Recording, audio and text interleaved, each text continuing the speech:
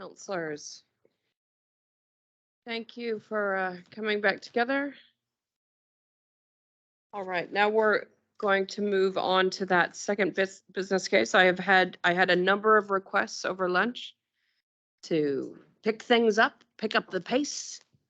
So, so we'll be cognizant of the fact that a number of the details around these, well, particularly the next two business cases were covered through some of our workshops. And so we'll try and make reasonable pace through those. So the next one we've got up is the total mobility. I'm sorry, just looking at you, Janine, is that what we want to? So I guess just checking, and of course in your hands, obviously there's other groups of activities set out in the report prior to the business cases. If the focus is on those business cases in particular, and so we can deal with the bigger ticket items and come back maybe through conversations on the other matters. I think that the area of focus is, sorry, I missed some of that. I need you to get a little bit closer to that mic there. I think that there's a view to go through these business cases first. Perfect. And get a feel for the room as to where we're at on those, and then if there's further matters to go through after that. All right? Yep, perfect. Just so my colleagues know when to jump up. So Mark's already jumped up.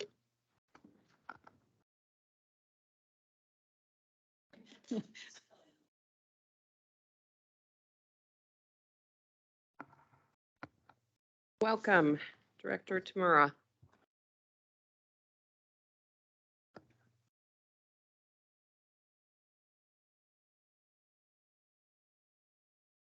Sorry, look at that. I just rejigged your whole presentation.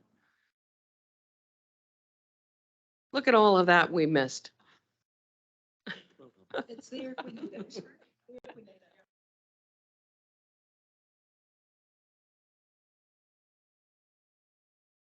Thank you, Madam Chair.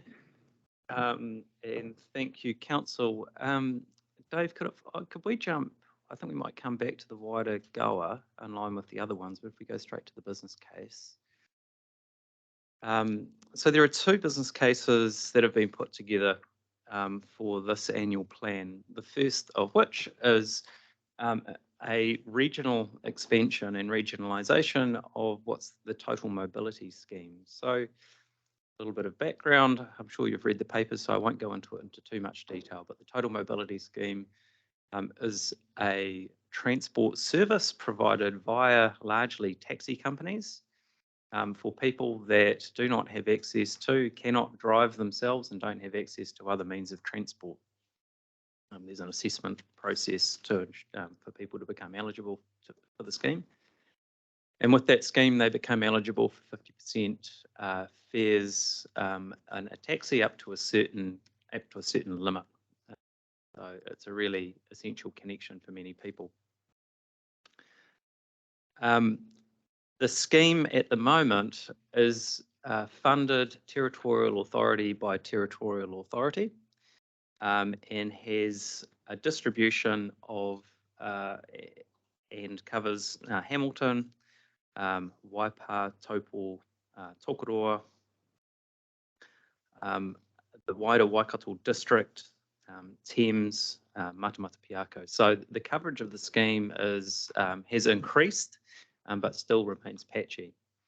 The way that the scheme is managed is that each territorial authority is worked with to set the maximum subsidy, set a cap on the maximum subsidy available for each trip using the total mobility service, based on the likely utilisation of the service and the funding available by the council. Now, the consequence of this is that not everyone in the Waikato region has access to total mobility services if they need them, and two, the difference in the maximum cap available means that your fare can be different when you're going from one place to one place versus the return journey, because the subsidy cap is connected to your place of origin for that journey. If you're travelling from Matamata or Morrinsville to Hamilton, you are paying less than if you're travelling from Hamilton to Morrinsville, for example. In addition, of course, there's a significant amount of overhead associated with administering the scheme on invoicing and the likes to territorial authorities from us for provision of the service, and so on and so forth. So in light of these challenges and the value of the total mobility service, a desire to equalise the service that's available, come to a uniform cap for the service so that people that are within the Waikato know what they are able to get from the service when they travel within the Waikato using a total mobility service. The Regional Connections Committee of the previous council asked for this matter to be reconsidered by council through this annual plan process, which is why this business case is in front of you today.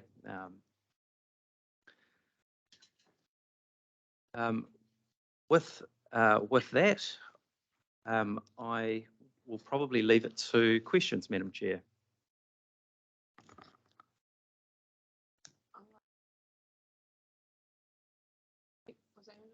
Yes. Yeah. Councillor Strange. Thank you, Chair, and thank you, Director Mark, for your work over the last few days as well, getting us all up to speed on this. Yeah, as part of the Regional Connections Committee last Tronium, it was it was interesting to note that total mobility was so patchy throughout the region, and I know our disability member Morris at the time was very passionate about seeing the expansion and managed to see it expanded into Waikato District and the others that you mentioned just before. Expanding it further into the whole region would just remove some of that confusion for people travelling between districts. Often these people, you know, the disabled obviously and the elderly as well, they don't even know, they just want to get to where they need to go without too much trouble. So yeah, expanding it regionally would just be so much more consistent, lower overheads as we've just heard.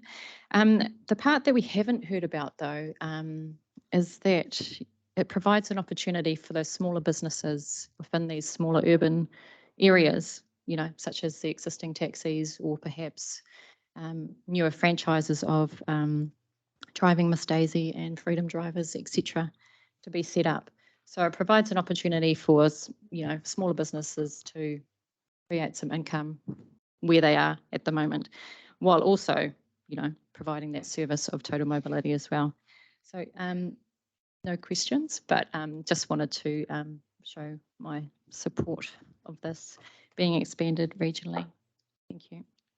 Councillor Smith. Thank you. For those who don't know, I was on the Public Transport Committee between the period of 2010 2013 for Waikato District Council on that regional committee.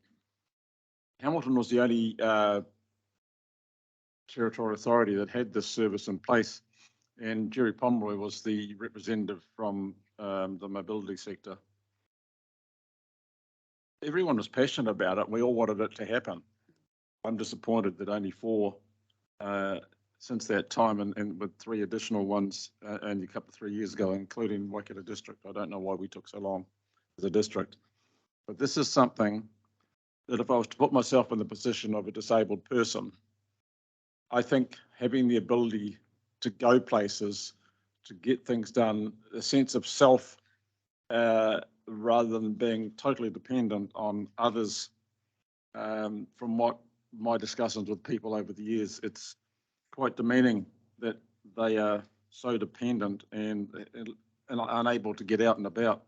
And social contact is a necessary human experience, I suppose. Requirement, yes.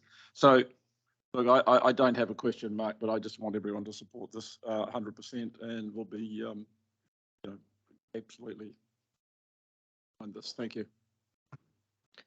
Councillor Mahuta. Kia ora, Mark. Again, I'm in support of the initiative. I think it's timely. given that Whaikaha, the Agency for Disabled People, has been established. I'll be interested in knowing what data they're collecting so that our service and that data can be complementary. I know they're just a startup though, but that would help us understand the range of disabled services that we might want to provide around the region, alongside, again, kaumātua elderly. But the one I want to raise is there's still a lot of health transport community funded. I know it doesn't come into this ambit, but I know there's a whole lot of dialysis that happens out of my community, and we fundraise for that van to get them up to the hospital. And I think it's the same out of Tokoroa and some other places, with Waikato as a tertiary hospital. It's a different question, but again, just wondering if we can progress that conversation with you guys in regional transport. Just put it here now. Thank you. Through you, Madam Chair, there are a family of transport services that span from those that are part of the core public transport, through to those that are provided, like the Total Mobility Service, right through to those that we support and facilitate, like community transport. And I think I touched on community transport briefly when we were going through the business we're in conversation. Really important, and these are absolutely complementary to those services. And often they are used for a similar purpose. All right, so we've had some people speak in support of this business case. Are there any other views? I'm just canvassing, giving an opportunity. All right. Well, while you're in the hot seat there, the next one we've got is the zero emissions public transport first step.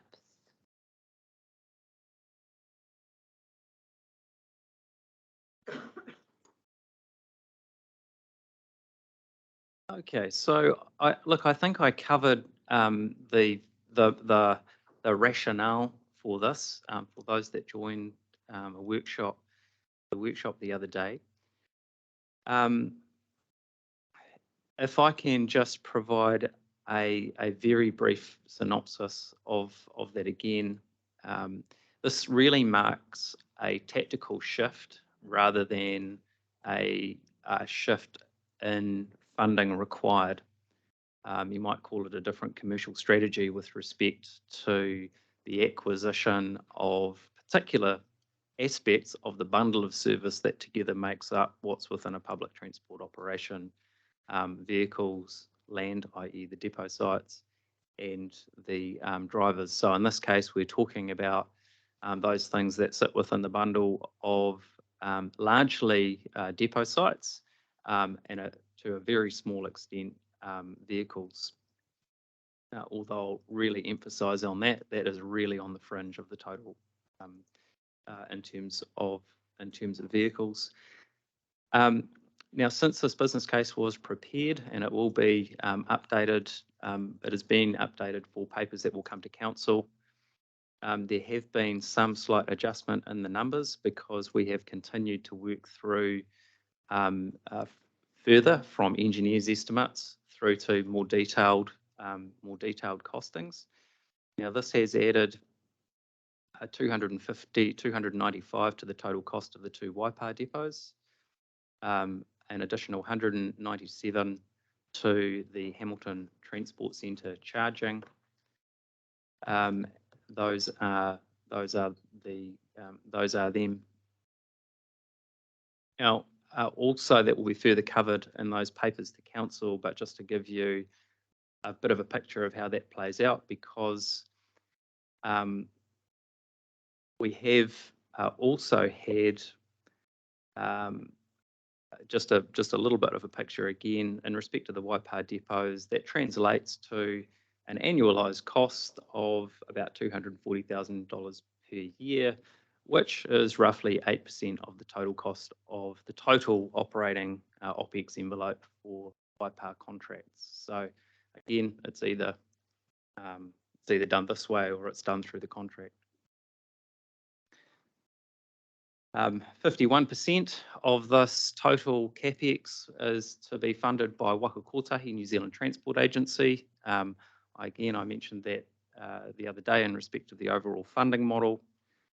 Now, for some CapEx had already been allocated by Waikato Regional Council, anticipating the transport centre charging, and also anticipating some investment in real-time signs, which was the subject of a successful bid to the Climate Emission Reduction Fund. So that's released some funding burden from WRC.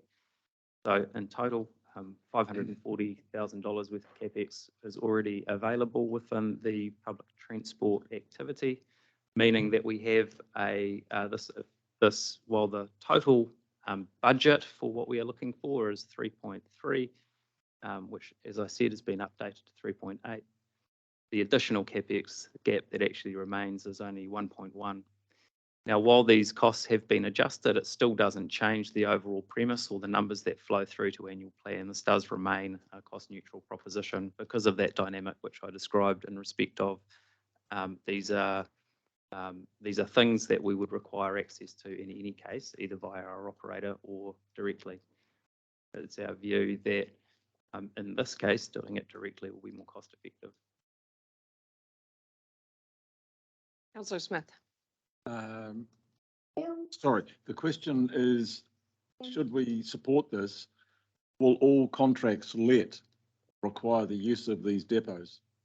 That is there any way in which a successful tenderer would be able to set up their own and not utilise the services? So we build something and it doesn't get used is what I'm concerned about.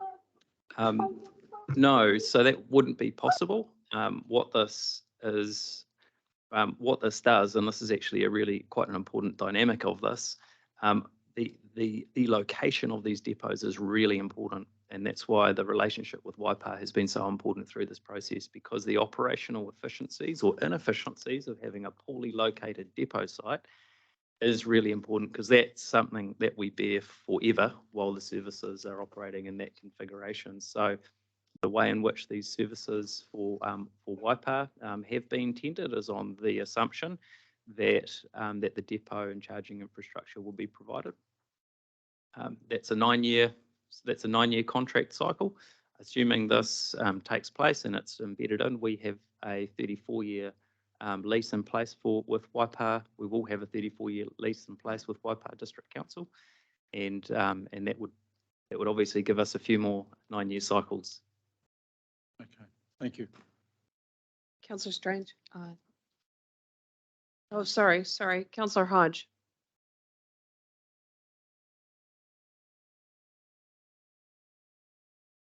She's muted. Oh, sorry. You're just muted there, Katarina.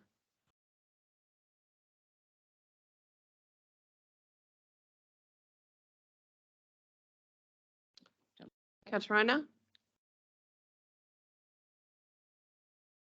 All right. Oh, we'll come back to you, Katarina. We'll go to Councillor Strange. Thank you, Chair. Yeah, thank you, Mark. Yeah, and thank you to Waipa District for their land that they've made available on these 2 sites. Just a quick question, Mark. Do we have the ability to generate income from these 2 depots to other bus providers outside of our contract? There is some potential of that, although I wouldn't, to be honest, I wouldn't bank on it. I think that'd be a bonus if it happened. Certainly something that we would welcome were it to be the case, and of course we would want to be sharing the benefits of that with Waipa, who've kindly provided us the facility. The way in which that would happen, and it's something that we have to be aware of, is that were there to be a private operator, for example, there would, because we have control over the lease of that, the on-leasing of that site, there is the possibility that if it were underutilised for our purposes, which we don't believe it will be, but if there was space within the depot and it was required for another purpose or for another operator, we would have to lease that at a commercial rate, and those benefits would return to the council. And just to, could you just clarify the rationale behind these assets being in public ownership rather than private operator who has the contract? Yeah, so I'll deal with the depots and the vehicles separately. As the rationale is slightly different. So in respect of the depot facilities, the market for public transport service provision is very small and has been shrinking. There are fewer larger operators offering public transport services around the country. Now, one of the reasons that it's strategically important for us to make this move in respect of depots is to actually ensure that there does remain a competitive environment for the provision of those services by reducing the level of incumbency or the level of advantage that an existing operator has when we come around to these 9-year cycles. We believe in this case that it is successful. It is proving successful. The second reason is that which I mentioned before, is that the locations are really important. Now, they're important because they are scarce. It is important that they are now also that they have access to the national grid for power. Those locations are, as we know, for all sorts of purposes, becoming quite sought after. That again provides a significant advantage if you can get hold of one of these sites to an incumbent. And also because of the ongoing operational cost that the location of the depot bakes into the service. So for these reasons, they do become really important, both to enable competition and also to enable that competition on a really equal footing between existing and potential new suppliers. In respect of vehicles, the kinds of vehicles that we're talking about here, so we have an average fleet life requirement of 10 years for vehicles. We have a contract life of 9 years with an operator. And we have a useful life of most vehicles of, let's say, 15 to 20 years. Now, if we are in the middle of a contract, let's say we are 5 years into a contract, and we want to do something innovative, like we are trying to do to optimize the service and find alternatives to the quite high cost fixed route coverage services using these smaller vehicles on an on-demand basis. We go to our operators and we say, can you provide these for us? Because they have some exclusive rights to these contracts under the current operating model.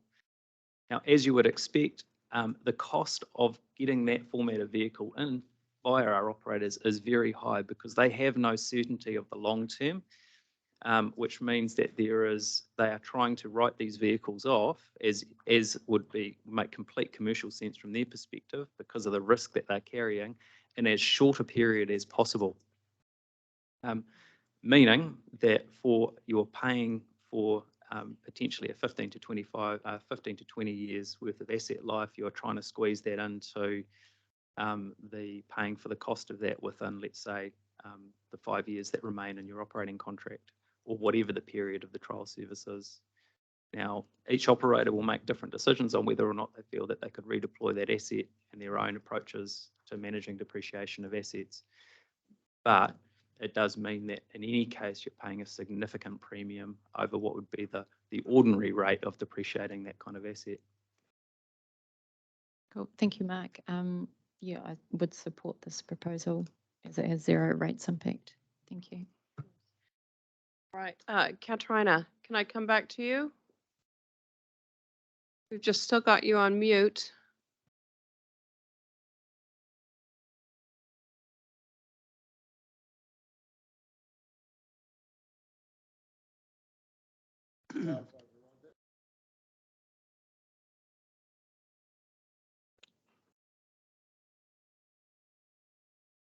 Sorry, Katrina, I might need you to go out, leave the meeting and then come back in and we'll see if the technology will work for us when you do that.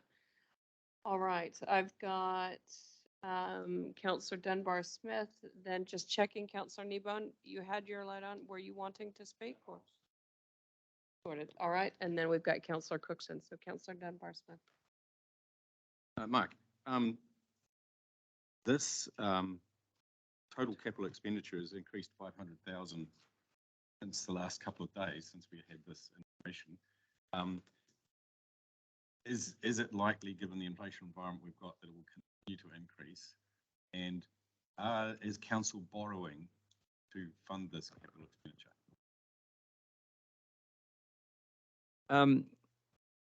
My own view is that we have some contingencies built into this number, but the increases that have come through relate to very specific items.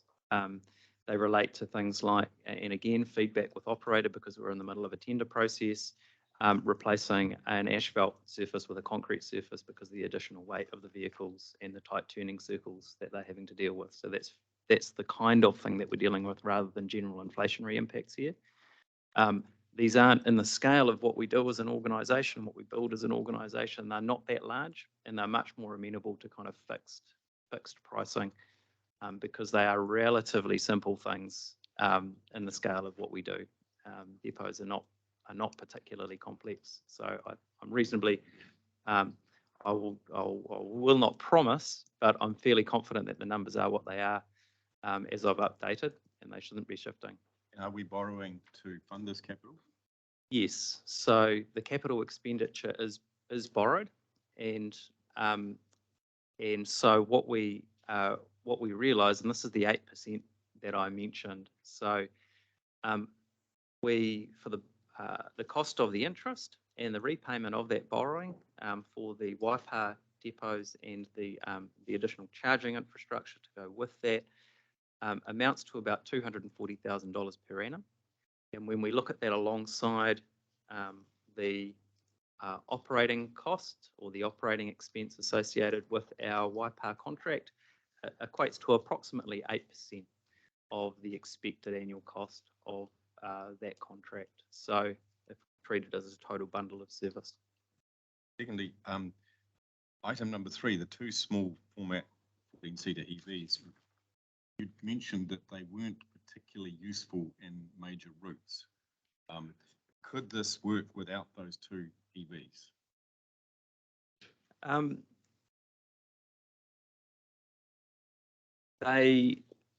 Yes. So they're effectively 2 slightly separate propositions that are linked by, in part, by the transport centre charging. So we have a growing demand for services delivered via small format vehicles. So there are 2 ways that we can go about acquiring those small format vehicles.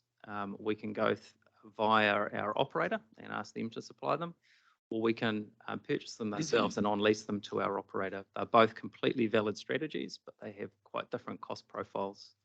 One is a capital expense where we pay the borrowing and the repayment on the loan, and the other is that we pay it via our operating contract.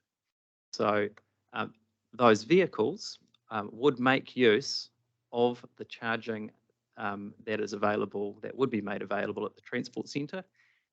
The same charging that would also operate as a Hamilton end backup option for our Waipa contracts. So that's the connection there.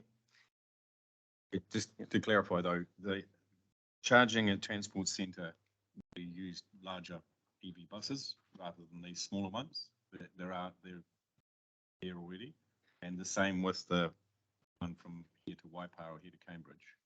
They're not going to be using the small 14-seater ones there as the primary route drivers. No, so the main routes are large vehicles, and those vehicles are likely to have capacity to run their entire route based out of with charging only at the Waipa district end of the service. They do run into the city. Now, one of the things with these networks, just like with fueling, any kind of fueling, it's important to have a backup. Now, unfortunately, with these types of vehicles, especially the buses, it's not a simple matter of pulling up to a gas station or an opportunity charging like those that are available at supermarkets. So for resilience, it is useful to have charging at the transport centre. That charging facility would also be utilised for, on a more regular basis, were the small format vehicles to come into, be in operation. Okay, so it seems like the small format vehicles are for trial or pilot purposes rather than, they're not the ones going to be transporting large numbers of people. Yeah. Yeah, that's correct. So through you, Madam Chair, can I just clarify though as well? We say trials and yes, they would be trials, but I think something that just a reminder of the strategy that's set out in the Regional Public Transport Plan. And there are some uncertainties about this because we are learning as we go, and the Transport Agency as well. The intention in the Regional Public Transport Plan, in respect of the urban networks in particular, is to focus those larger vehicles on greater frequency, on fewer, more direct routes, and for those coverage services to use alternatives, including these smaller format type vehicles to provide on-demand type services. So yes, yes, they will be rolled out. You have to try first, see that it works, make it permanent. So to that extent, they are trials, but it is part of the strategy in respect of making better use and optimising the urban network.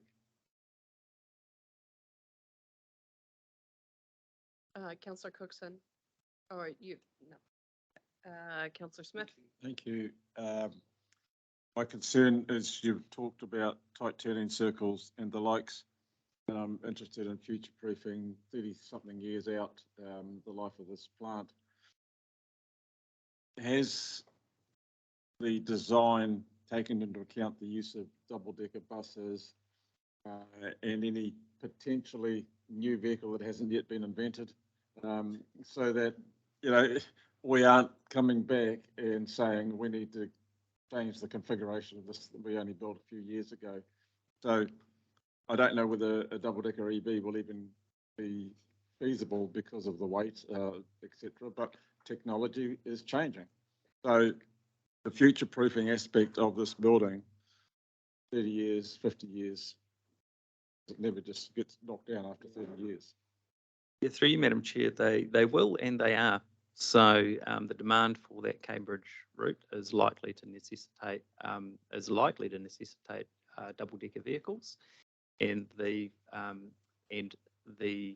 depot facilities are built to accommodate that, are designed to accommodate that, as well as importantly access to and from, because actually one of the major limitations is vertical clearance of the through the whole network for operating double-decker vehicles.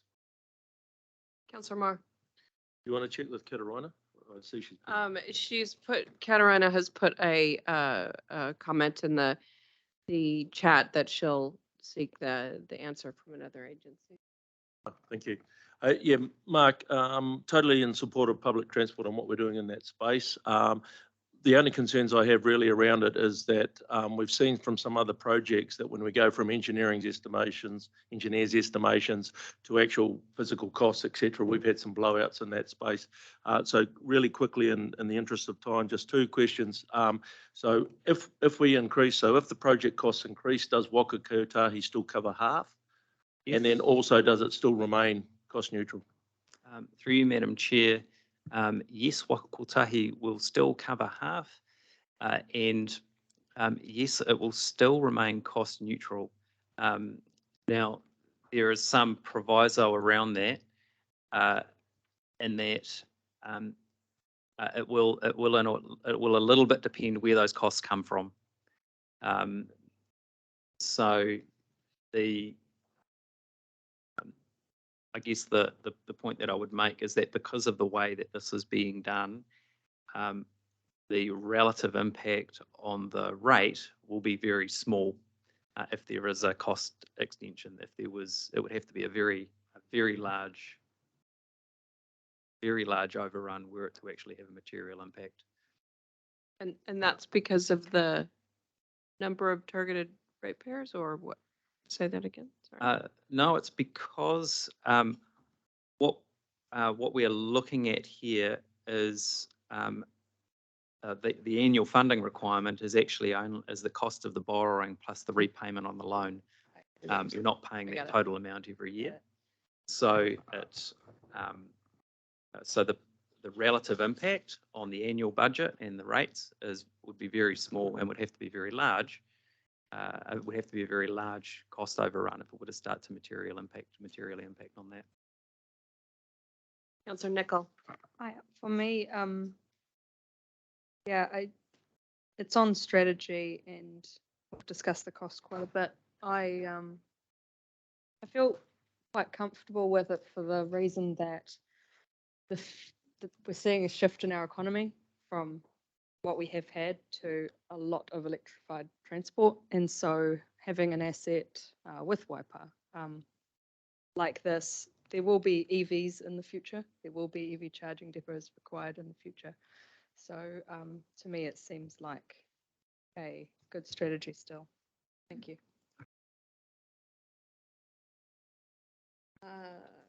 Councillor Hughes. Thank you, Madam Chair. Mark, just in terms of the follow-up on the question regarding capital CapEx overrun, am I correct in my assumption that any extra costs will be recovered through the lease, be like a normal commercial lease on the property, which effectively means it'll be cost neutral because we're recovering through a higher, same percentage higher on a higher CapEx base. What impact would that have flowing back down to regional council in terms of the overall costs of the operation? You are correct, through you, Madam Chair. So you're absolutely right. So while we on lease it to our operator who charges us for providing their services. So that does translate down to the regional council. It is a closed loop in respect of the lease that we pass on to the operator. So therefore, the ability for regional council to recover that will depend entirely on patronage and the amount charged per passenger. Assuming that's a flexible number. Yes, yeah, and the amount that's and the amount that's baked into the contract. Well, that's our only source of revenue from, presumably. Yeah. Thanks. All right. No other questions on that? Okay, we're going to cover off. Thank you, Mark. Appreciate that. We're going to cover off the last business case. After that, we're going to go through the areas where there may be savings. So just giving you a heads up that that'll be next, Janine, and then we'll. Yes.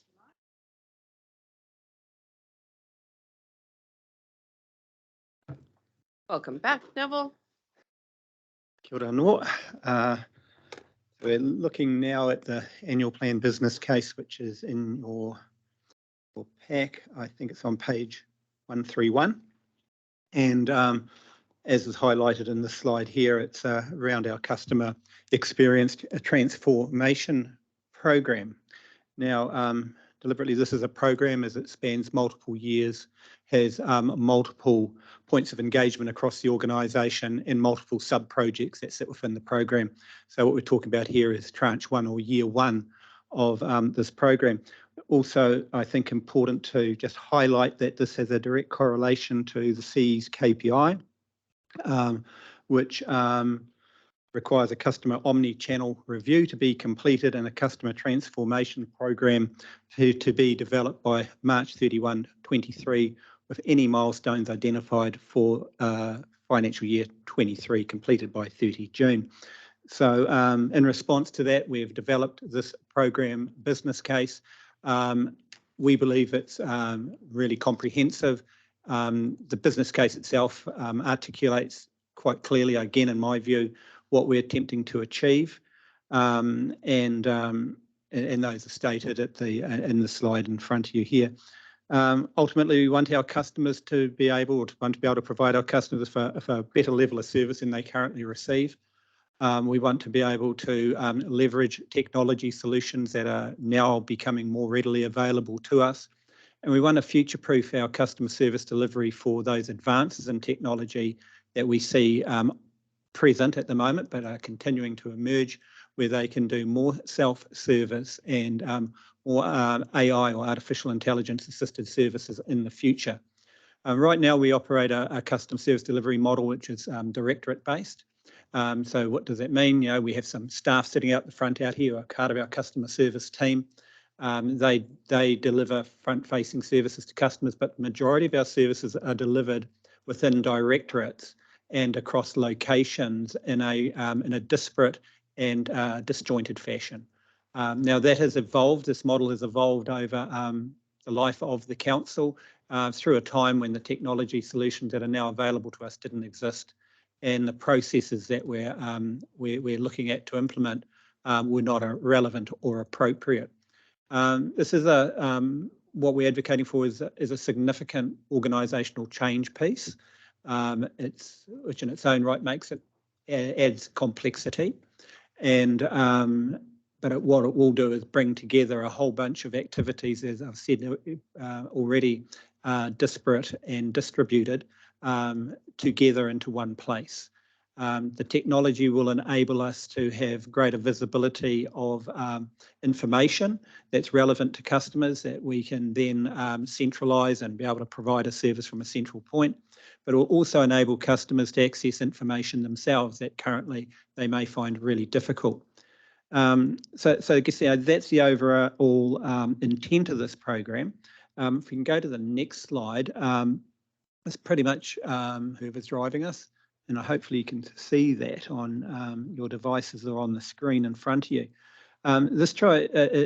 This presents really a one-page view of what we are trying to achieve.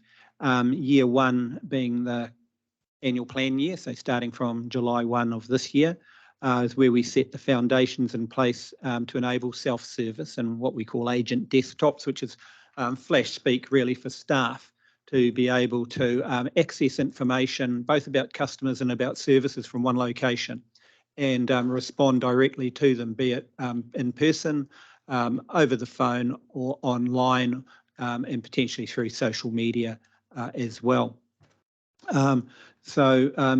And on the right-hand side, we've got what we're trying to achieve in terms of the 6 key strategic shifts in our customer service practice. On the left-hand side, you'll see a line of things about what the current experience looks like. So that variable experience, that's directorate focused, a generalised rather than a specialised service, a dispensed service, and et cetera, et cetera. You can read those for yourself. Moving towards a one council experience, and more personalised service where appropriate, centralised services, etc. So this map outlines for us, or roadmap outlines for us, the 3 key tranches that the program business case refers to, noting that the funding that being requested is to address tranche 1 or year 1. I will just say a couple more things. Page 144 is the start of the outline of the economic case, and page 149 of the document starts to outline where this money we're asking for will go. So through the business case itself, it outlines a whole bunch of options from status quo, do nothing, through to a significant investment or maximum investment approach, and we've tried to get the balance right. So for that first investment that we're seeking is for the implementation of omni-channel technology. And you know, it's a flash term. I wasn't familiar with it until I was exposed to this process. What ultimately it means is that customer information, which is housed in a multitude of places, can be gathered using technology to be put in front of the user in one location. So it could be, and we use disparate systems in the organisation, some of which you will be familiar with, others will be new to you. This technology will enable, when a customer makes an inquiry of us, for us to put that customer detail in, and for that and technology to run across all of council systems and extract using what they call automated process interface or integration devices or bots to pull that information out and present it in a nanosecond to the user. So we get a full customer picture and can answer and address their inquiries accordingly. So this is what this omni-channel process is that we're talking about. The requirements for that are around a project manager and a business analyst, where I think we've probably got about 2 months time we require for that work to be undertaken. And then a big cost around the technology solution itself, which is really around licensing and users and the cost per user. The other investment, again, is primarily around a project manager, business analyst for him to implement a knowledge base. And the knowledge base is pivotal to all of this. It is the way we do things across the various parts of the organisation, and bringing all of that information as much as possible into one location, so that we've got almost the Wikipedia of how this organisation works. And then we can search quite quickly and find the answer to complex questions.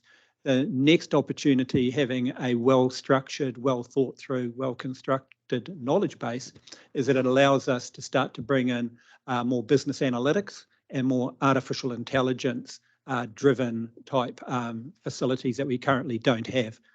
What does that do? Well, if you think about your banking model and how you now do pretty much all your banking on an app on your phone, whereas 10 years ago you rocked up to the bank and stood in the queue and filled out a form. That's the type of transition we're potentially moving to. So when you think about a lot of our transactions are done through, say, resource consenting processes, through complex processes, where this will enable those type of processes over time to become more easily provided and more accessible for the customer to be able to undertake those transactions, in some cases without any human intervention. So that's why this is called a transformation program of work. It's not just a minor project making a cosmetic changes to the front of house. It's an organisation transformation program off the back of the CE's KPI, in taking a structured and methodical and well thought through approach. Look, I think it's time for questions. Thank you. Councillor Hughes and then Councillor Marr. Okay, thank you. To you, Neville. Who else is using this software and this approach to managing internal information and distribution at the moment? It's very heavily used in organisations like, say, Spark, Vodafone. Telcos use this stuff really successfully. Genesis Energy, Ministry of Social Development. So areas where there is, so I guess, that's a general answer, but most organisations are moving in this direction.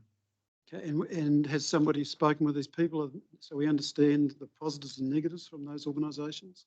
Yes, our business analysts have been in conversation with a number of providers and are working with some of our partners in this space to understand what are the offerings, and I've attended a number of conferences myself over the last 12 months and will continue to do so to try and get a genuine feel for where do we fit. Central government and some local government authorities are also moving in this space, but central government very much, particularly IRD. MB, MFE, Treasury, a whole bunch are using these type of technologies now. Okay, my last question. I don't see a business case analysis. Payback cost, payback on, there's not obviously a significant ongoing cost in terms of the licensing software. Is it cost neutral? Is it what's it going to end up costing the ratepayers? I can't give you a ratepayer cost right now. That would have to be something that Janine could. Is it going to save costs internally? That's what I'm asking. Otherwise, yes, it's going to be a ratepayer cost. Yeah, so it will release capacity in time and create greater efficiency with the time to serve, which all has cost associated with it. So yes, that's what I want to see. What is it payback time? What's the business case? Payback time, I couldn't give you a drop dead figure on it, but I would say that within 12 months we will start to see, we'll start to realise benefits.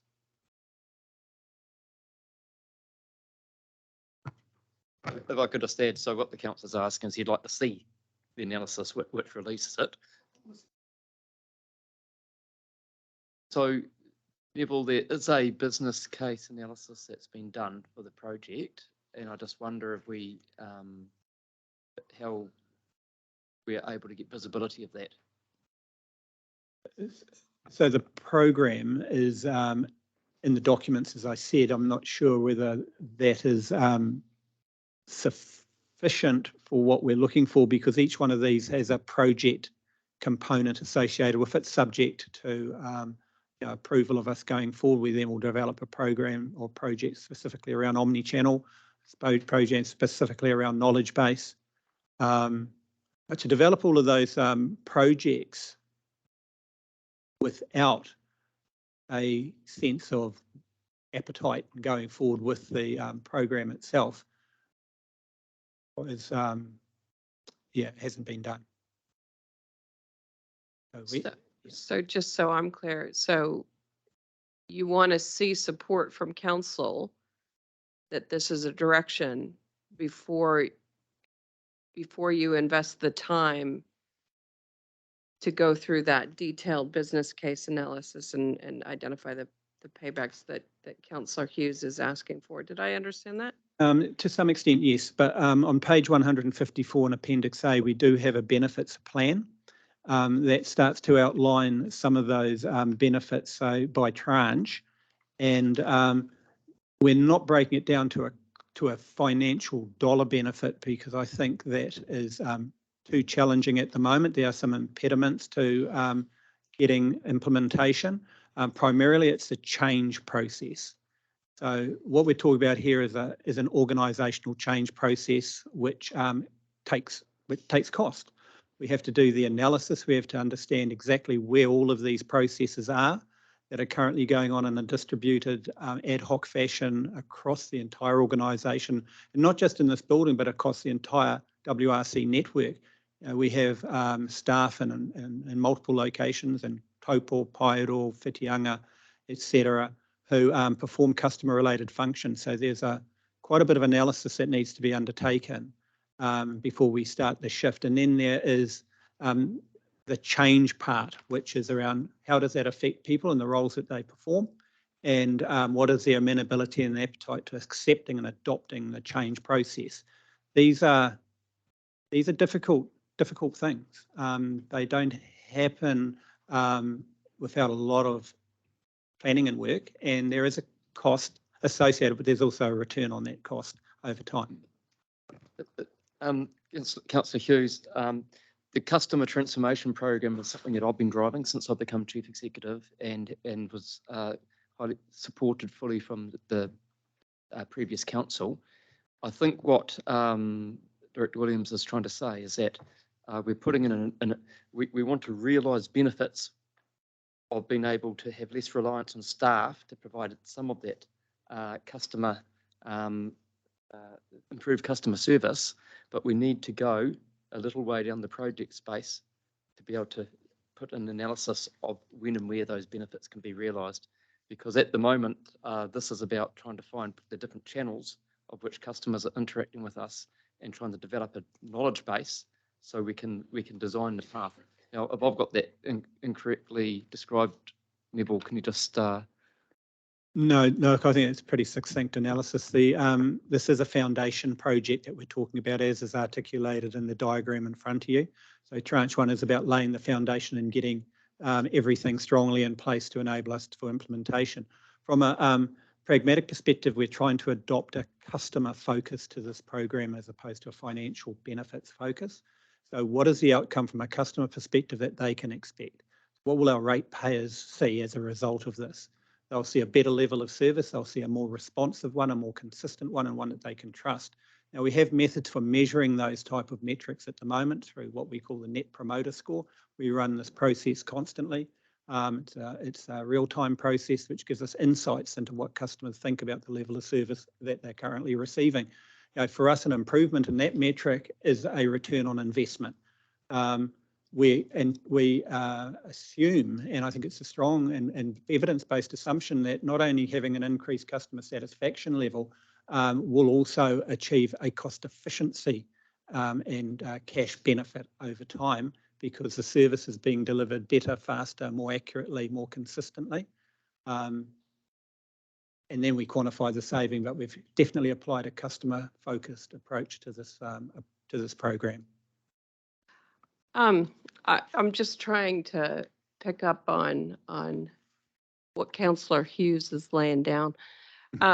Because I think that I'm sensing that where the frustration is coming is not that everybody wants a better customer service experience, right? We all want our ratepayers to feel that this organization is responsive to their needs and deals with them effectively and efficiently. But I'm sensing that the tension is that there's an assumption that there's a lack of clarity of what the costs are. And this is an ongoing process, right? This isn't a one-off, we're going to investigate this and then come back. And once we've quantified with a little bit more clarity what we think these savings are going to, or what we think the payback on this is going to be, I just get a sense that Councillor Hughes is feeling that we're putting the cart before the horse with good intention, but this is ratepayer money that we're asking to be. Understood. Sorry, I want to get you a red light. So just so everybody knows that we've got the speaking order. We've got Councillor Marr, Councillor Dunbar-Smith, Councillor Kneebone, Councillor Smith, and then Councillor Strange. So that's the order. So I just want you to be able to articulate what your concern is, Chris. I was kicked out.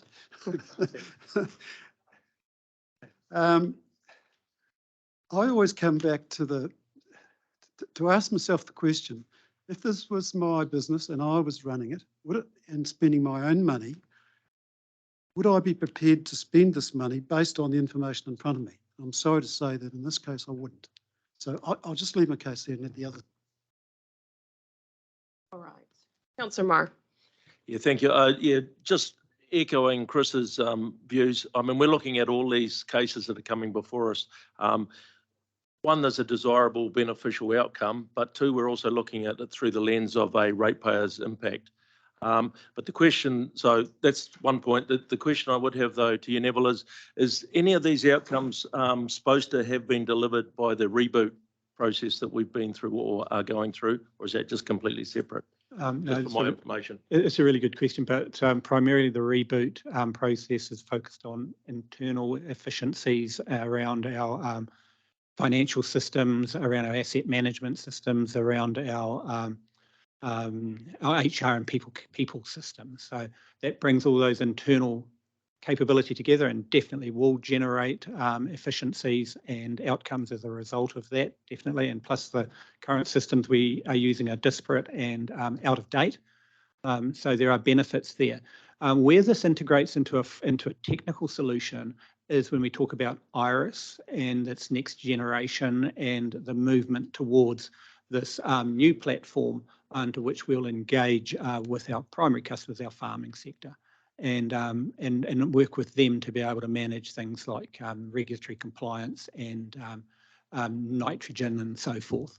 So what we're proposing is that this comes with a system, it's built by an outfit called Datacom, and Iris will be built on a platform called Datascape. Datascape will be one of the integration dependencies that we need for the next tranche. So as we do this omni-channel and these other pieces of efficiency and realignment, we then start to move into where it interfaces with the wider program of work, the Iris piece, which will be with us in about 18 months or 2 years' time. So we're doing a whole lot of preparatory work to get our house in order, to get our systems aligned, and then we interface with the new technology system that's coming our way, which we're investing heavily in. I don't know if that helps to give you some clarity, but. Yeah, I guess, where I was heading is whether the reboot system could have add-ons and stuff that would take care of the majority of this. Janine, This probably sort of able to stuff. answer that one. If I can perhaps respond in terms of reboot, this customer experience has always been very deliberately out of scope for that project. And I think acknowledging that the origins of that project are reasonably long. But I think the ability to actually address this conundrum at the time that we were looking at reboot was we hadn't done a lot of this work that is part of this business case and part of actually looking at what's required for that customer experience to be able to incorporate it in there. So we have that opportunity now, and we have, I guess, the IRIS Next Generation project coming up that gives us a segue that way, which is, I would say, preferable to the reboot direction. Thank you. Councillor Dunbar Smith. Yes, my concern here is it says costings are estimates only and are subject to movement. And having worked in central government, I've seen these systems come in and they don't, the AI process doesn't particularly work very well often. Question is, are we the first council to be looking at omni-channel, or is there any other council that is doing this? Yes, there are. Greater Wellington, for example, I know, and Wellington City Council are very much advanced in that space. So omni-channel is a new concept to us. I was familiar with the multi-channel sort of model. Omni-channel is like the next level up. Yes, we would not be the front runners in that regard from a TA perspective. If we didn't process this today, are we able to speak to Wellington City Council and find out how they've? Yes, I could come up arrange with a for. report back on that? Yes, I could arrange for the person there to contact us. Yes. It's learning from that first cab off the rank with the reboot experience. All right, Councillor Kneebone. Yeah, thanks. I hear the concerns regarding the rates impact, but I'm struggling to understand how the rating impact and the return on that can be used as a metric for what we're trying to achieve here. Because this is about, customer experiences and things like that. And I don't think that's the right way to decide whether or not we should proceed with this. I'm supportive of where we're going. It's a program of work, as Chris has explained, has been underway for quite some time, and I think it's really, really important for a service providing organisation such as this to. I think Ben raised a good point, but I'm assuming, Neville, that you've done quite a bit of work in terms of understanding from other organisations that are using this, what their experience has been.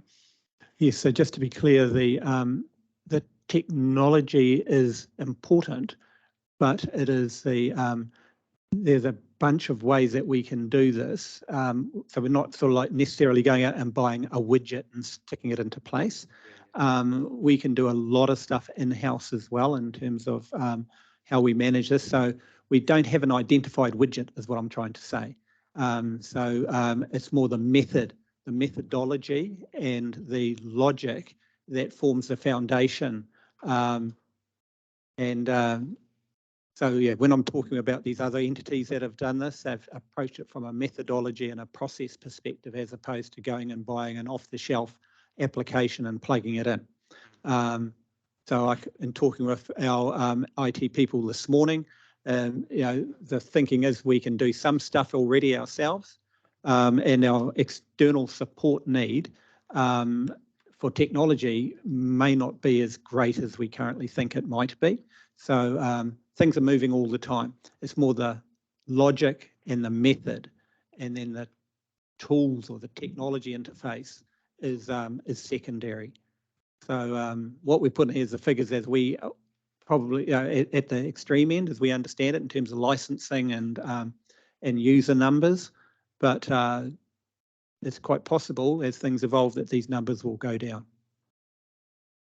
Okay, so I guess just to summarise, Madam Chair, I'm supportive. If you ask me as a ratepayer, how could I define what return or what rating impact or how could I define the impact on my rates to improve my interactions with this council for whatever services I'm using at any particular time? I don't think I could do it. So I don't think the return on rates is a metric we should be looking to use to decide whether we proceed with this or not, given the quantum that Neville is asking for. Right, I've got Councillor Smith, then Councillor Strange, then Councillor Nick. Probably of a similar vein to what Stu's just discussed, because Neville, I heard you talk about a payback being gradual. And if we're looking at in economic terms, gradual payback tends to be absorbed into business as usual, and therefore any financial savings are not actually achieved. So I want clarity as to whether we're looking at financial savings or the total focus and cost is about achieving a higher level or a perceived higher level of customer service.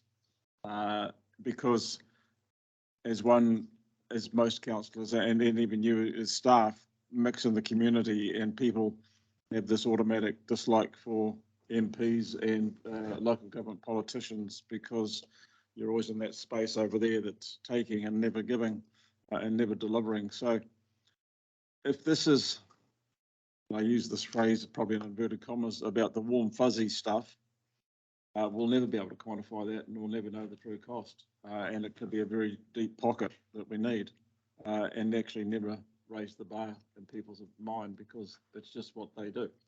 So I suppose I'm reliant on my last 15 years of experience within the local government sector.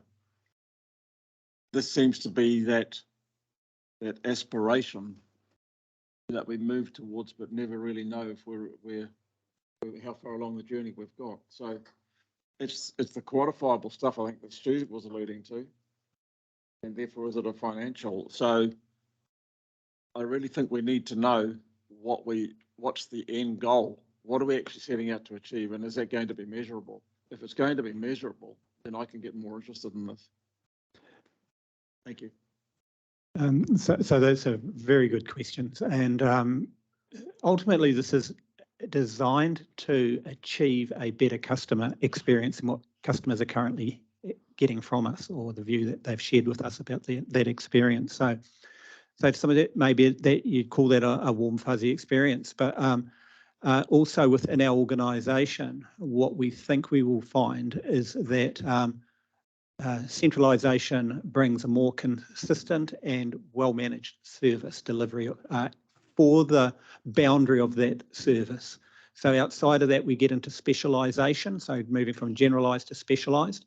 And currently that's a mixed model where some of our general work is being undertaken by specialists and vice versa, leading to a less effective delivery of that service to the customer. So by differentiating that service better, we get more capability and capacity from that general service delivery. It's delivered faster and more effectively and more accurately and consistently, and that results in a better outcome for customers. There's a cost saving associated with that, and that it reduces risk and exposure when we're dependent on individuals to deliver a service that's variable, but also if they're not here or the volume of demand increases, we don't have capacity to meet that demand. So I'm saying we get more capability for general service and better specialist service delivery as well. So Madam Chair, if I could just do a supplementary there. You talk again about cost benefits. Are they able to be quantified? And my concern is if we quantify something, is that going to be applied to a saving that we can offset against any perceived or actual rate increase going forward? Because if we tell ratepayers that we're going to have a saving, it's also important that we show where that saving is applied. If that is to offset a future rate increase or an actual reduction in that cost centre going forward, yeah, we need to be able to show people. I understand. So, Yeah. you know, I'm very probably cautious when we talk about cost savings, because unless it's identifiable and quantifiable, then is it a real or only perceived? Yeah, and I do absolutely understand that, and we've steered clear of that type of analysis in this program to date because, for example, if we were to mention numbers like, well, this could result in 4 or 5 less FTE and an overall cost saving of $400,000, say, as a figure, you know, that's presumptive and means that we are anticipating already that we're going to undertake organisational change if only one objective to reduce headcount. Now, that's not a stated principle of the approach we're taking, when that's not our intention. However, you know, Could be that is, consequence. that's right. Okay. And so that's when I said we go through an organisational change process at the beginning. It's complex, and it can't be taken lightly. And we don't enter into it for presumption that this is going to result in a diminished workforce and more robotics and less people. That's not how we're leading this out. And I wouldn't want to signal that as the intent of the program. That would be easy. What I'm saying is maybe, you know, we need to take an organisational change lens to this and see what the potential is, and then determine along the way what does that mean in terms of movement of activity and investment from a staffing perspective, from a whole bunch of areas. You know, the technology changes that are coming are phenomenal, and they will have a significant impact on workforces everywhere. We need to get prepared for that and to understand what our position is when that time arrives, and it'll get here sooner, not later. So we haven't done that work, but that's part of organisational change and organisational design, and being deliberate in that approach, not just let's just take some money. It's an integrated mechanism that we have to think about in a very considered way. So I guess that's why we're not signalling big savings up front. Yes, we know we'll get better customer satisfaction, and that's been our key driver behind the program. All right, I've got Councillor Strange and Councillor Nicol. Just, we can pick up the pace a little bit. That'd be awesome. I'm done. Cool, thank you. Yeah, we all know how important customer service is. When we have a bad experience, it impacts on the reputation of that organisation. Just a quick question, Neville. Does this take into account all customers across our core business, i.e. PT customers? Not at this stage, but it's intended to. Yeah, so that's part of the discovery process. Is our largest customer base on a daily basis as our PT customers. Currently, they are outside the visibility of our customer service centralised experience. We want to understand how we address that. So yes, it's in scope. But is there a time frame on when that might this come will be in? part of the discovery. This will be part of the discovery sooner rather than later. And again, you know, some organisational changes involved in this in regard to this. There's some technology interface that needs to be understood. But yes, currently we don't have visibility of satisfaction at the centre for our transport customers. I know we do surveys, but they're not necessarily informing us in the customer service space universally. Okay, and progress of this, which committee will that sort of filter into? This would feed back through the Finance and Services Committee. Thank you. And last one, what are the potential risks of not progressing this? That we maintain the status quo and that we continue to incur cost and inefficient delivery on an ongoing basis. So yes, status quo doesn't move us forward. Thank you. Councillor Nicol. Thank you, Neville.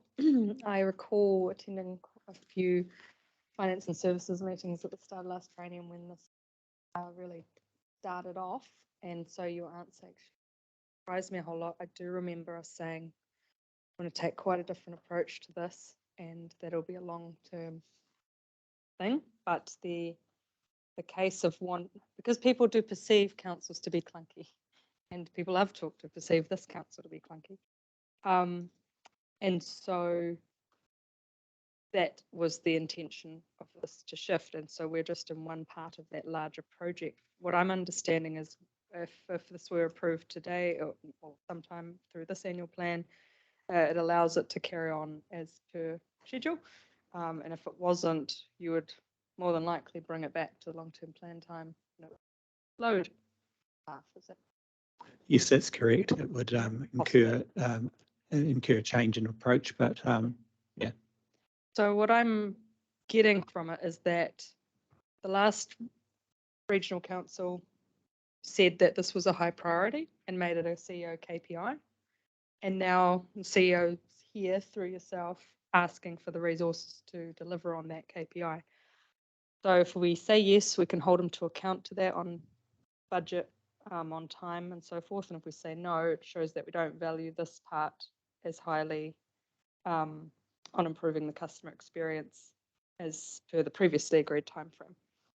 I'm drawing on, when it first came up, I was drawing on my experience working as an environmental manager at Fonterra, and my role was very much dealing with people in the community who would call in, talk about various things, and I can see the benefits to our staff of somebody calls you up and they want something from you. You might even have to go out and visit them at their property, and the ability to, at a click, pull up their information and their history. I see a huge safety improvement in that, to not have to go through various steps, because when you can see the history of how they've dealt with the situation very quickly, and that ability, considering that some people call multiple times asking for the same piece of advice, that you can go back and see who's dealt with that person before and given them this advice, so that consistency. So comes in. overall, you're supportive.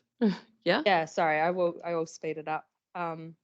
And I have, through the Environmental Performance Committee, also asked questions a few times about whether, say, the Harbour Master could provide advice on the coastal plan rules, for example. And so I can see how through this system we can have staff from different departments upskill themselves through the knowledge base and looking at backgrounds of stuff to be of better service. So yes, I am supportive. The last question I had though was, can you tell me anything about the TAs and whether any of them are going through anything similar at the moment or looking into it, and so future potential for this with CoLab and that shared service of looking at how we do things? I think it's a really good question. I'll try to keep it short. Yes, so CoLab, and I'm a member of this particular subgroup that's been set up of CoLab, which is looking at customer digital transformation. The TAs in our region that are members of this particular group are really keen on a digital solution, and to be able to share, well, they'll share our customers, which all their customers are our customers. They're now looking really closely at what our move is. So, for example, this Datascape platform that I talked about previously, if we can get them to adopt the same process as us or program as us, then we're all going to be able to interface our customer activities on one platform. That's a future aspiration that could bring some significant change in terms of how we deliver services across the region to all customers, be they at a territorial authority level, a district council, or at a regional council level. So there's a piece of work that's on the table, but they know what we're up to, and they're quite keen to see what our process and approach looks like. Thank you, because I'm aware we do get phone calls about things that are not always in our council's remit and vice versa. So that would be quite helpful for people who can't get their heads around the different things that different councils do. Thank you. Thank you. All right, I do want to close this off, Chris. I've got a simple question. Better be simple. And I don't want to start another discussion. How many Spark customers are around the table? And have you ever tried to communicate with them through their customer-facing systems? Yes. I rest my case. I'll just say that my experience through their chat is an awesome service. Yeah. Yeah, the AI chatbots, they've come a long, long way. Yeah. All right. Okay, thank you very much for that, Neville. Much appreciated. All right, now, Janine, I'm going to have you take us quickly through those areas of proposed possible savings. And then I'm going to have you highlight anything additional that you feel is material to the consideration. And then I believe we've got your magic spreadsheet. Yeah, Maybe. people are going to be very disappointed. by my I magic hope that there's spreadsheet. some, at least some colors, maybe some bold font, just to keep us excited. Nice. All right. So Dave, could we switch back to slide number 5, please? Yep.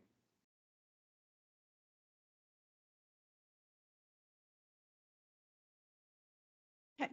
So back to where we sort of started some of the day in terms of those areas of potential saving for council consideration.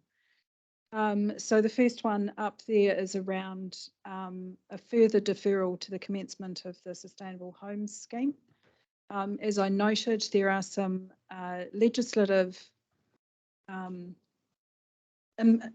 impediments to us being able to progress this scheme around the my triple CF, my C's and my F's, the Consumer Credit and Consumer Finance Act, and the application of that to the voluntary targeted rates that were proposed to fund this scheme.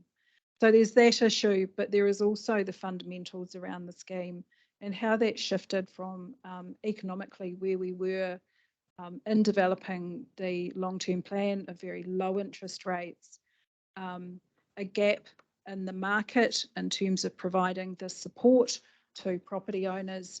That interest rate environment has changed significantly and the trading banks are really stepping in to fill that gap for us.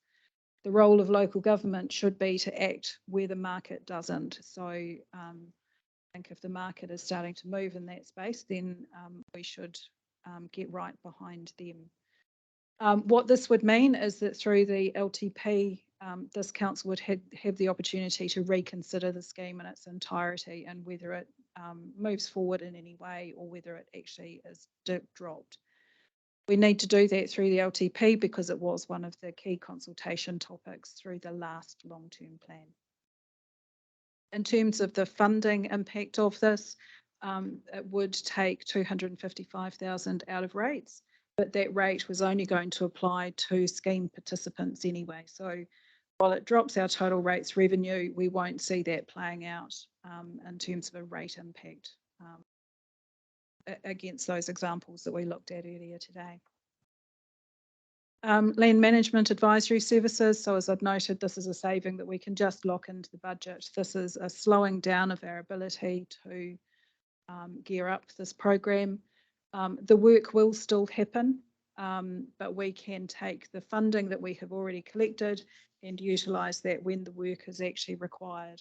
So the rates revenue that we have in the proposed annual plan at the moment can be reduced by that 731,000. We should just do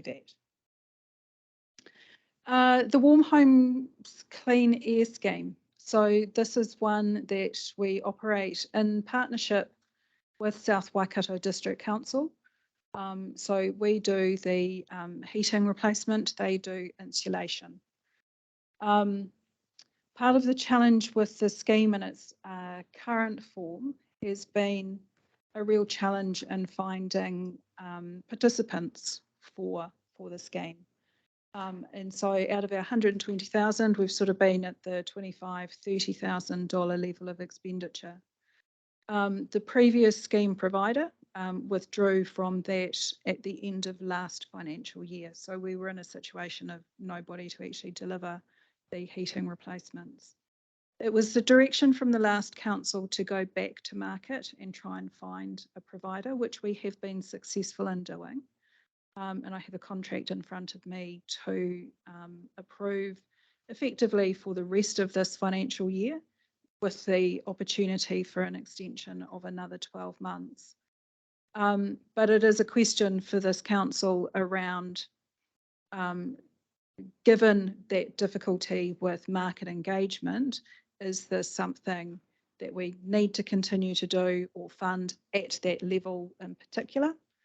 Or is it something that we could reduce funding for? Obviously, we've got 12 months of funding this year that we're unlikely to spend, so we could potentially carry some of that over into next year, with a conversation to be had alongside South Waikato in terms of what the future of this looks like. There was a conversation that came up in our workshop yesterday around there's a request for another 18,000 in the regulatory space in terms of education around taupo in particular. And these things sort of really do need to go together, I think, in terms of the conversation around changes to the National Environmental Standard for air quality and the shift from PM10 to PM2.5. And the last point is around our hardships remission policy. So as mentioned, that was part of our COVID response budget. We have $400,000 in the budget at the moment. We have been trying really hard to drive interest in this, or be able to offer this to people. But again, we are not seeing the uptake that was envisaged at that time. So we notionally, the recommendation there is to reduce the budget from 400 down to 200,000, with the review of some of those policy settings again to happen through the long-term plan. So, Madam Chair, that's probably that list in a nutshell. Great. I know we've been through those things a few different times through our previous discussions. Were there any other points of clarification that anybody needed? Nope. Awesome. Quick question. All right. Quick question. Oh, Sorry. yes. I was just having a look at the Warm Homes Clean Air website, South Waikato District Council. So it looks like they had, like the Sustainable Home Scheme type of thing, which is now paused, for like a 50% subsidy and a buy now, pay later section. And then there's our section described last as more of a, sorry, I've lost my question. I think I just figured it out myself. Thank you. All right. Are there any other matters of material? Oh, you go ahead. Sorry, Councillor Mahuta.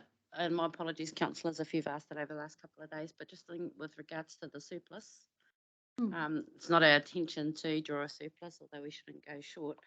Have we had the discussion about where we're allocating that? No, we're going to go to that with the magic spreadsheet. Yeah. Okay, and is it likely to occur again? Because I don't think it's good business that we're always in surplus. I don't think that's a nice story for our ratepayers either. It means we collected and didn't use. we didn't deliver something.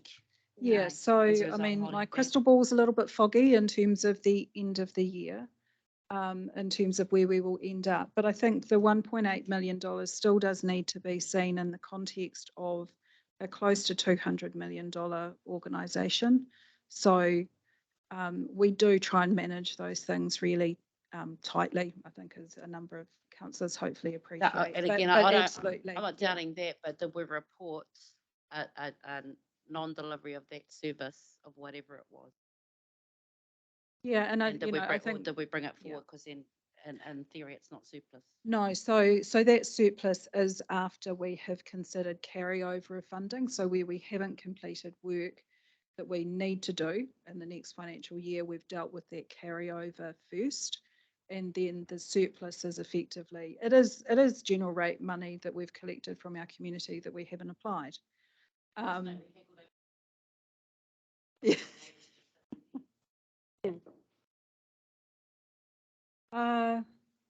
So in terms of material matters. Oh, sorry. I just you want her to cover it?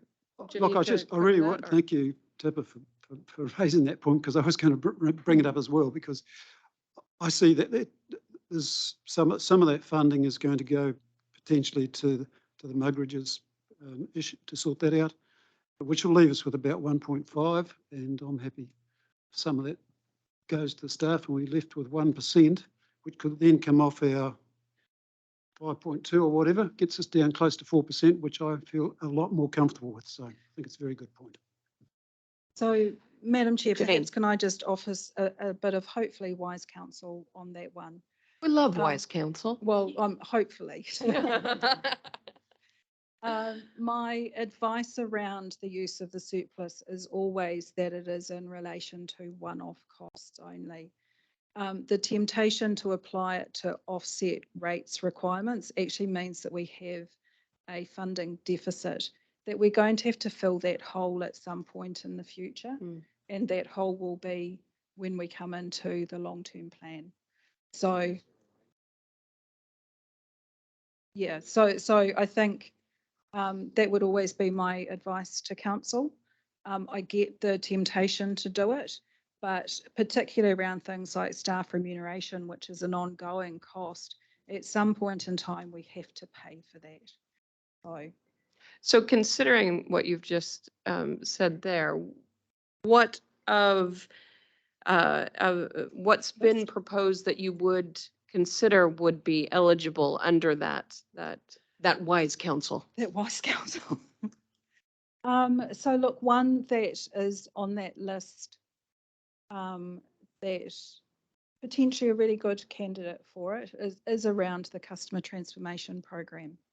That is a bit of an establishment piece of work that will, there's a couple of advantages to that. It means you don't need to make a decision on that today, that you can get more information from Neville or through the Finance and Services Committee if you so wish in terms of what that program entails and the benefits of it. But it also, it still facilitates that work going ahead. But with the substantive case in terms of the investment that's required to come through the long-term plan. So that would be one. I know there has been thinking in terms of the iwi Māori partnerships. The business case that's presented is that that's an ongoing commitment in terms of cost. So my recommendation would not be to do that. I think either you do it now or you wait and you have the conversation through the long-term plan rather than using the surplus there. So those would be the two considerations in there. Nice. All right. Anything else material that you wanted to raise? I know in the workshop yesterday, Tracy had just leapt to her feet, grabbed the microphone in terms of the policy program. So I'm not sure whether that is something that councillors just want to understand. I think, and it's covered off in the report, I think the increase that Tracy's signalling to you is compared to what was projected in the long-term plan rather than a year-on-year increase within annual plan to annual plan. But yeah, I know that was one wasn't canvassed yesterday through workshop and maybe something that council are interested in covering today. Tracy, did you want to, was there anything that you would like to add to the narrative that's been shared or either through the report or what Jenny has just covered off? No, Madam Chair, I just didn't want it to go unnoticed. Councillors, did anybody want to explore that policy space a little bit more before we get down to the, nope, sweet. All right. Okay, so shall we go into some decisions in terms of the pluses and minuses? Yes. With my underwhelming spreadsheet. Dave, do you want to, I can share my screen.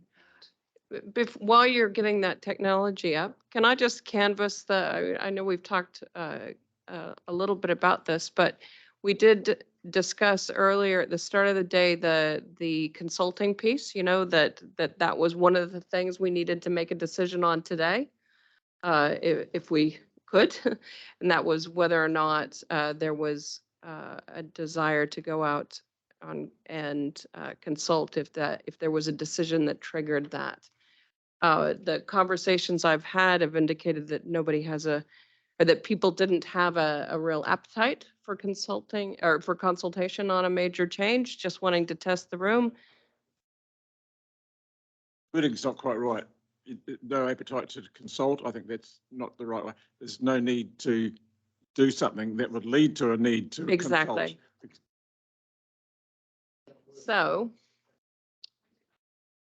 So I'm just gauging the room. There's however, Councillor Smith wanted to express that there's support for that. Perfect. Thank you Okay, very much. support for Councillor Smith. Yeah. So good. So we'll yeah. So So there's a No. there's a recommendation, obviously, in the report that tries to canvass that and close that matter off. So yes. Yeah. That the council considers any area that requires community engagement or a formal consultation process. you've So done we that are and identified agreeing none. that we have not identified any need to engage or any areas that require community engagement or formal consultation, right? General agreement on that. Great. So there's a good starting point. Fantastic. That's makes me happy. Thank you very much. Okay, so my it's a wonderful spreadsheet. So if I just orientate you to it a little bit, some people have said they love numbers, so you'll get numbers. Effectively, what we've got are the changes that have been set out in terms of budget savings and the new investment, and you can see those working across in terms of impact on revenue, operating expenditure, importantly around targeted rates, particularly the targeted rates, uniform rates, which are the ones that hit equally across all properties in the region, and then out to the side here, general rates as well. And Councillor Nicol, I had noted in terms of the targeted rate type, so we can cover that off if need be. What I have also just done down the bottom is we've got, that is our total increase in rates revenue from current ratepayers. So we can see that number going up and down.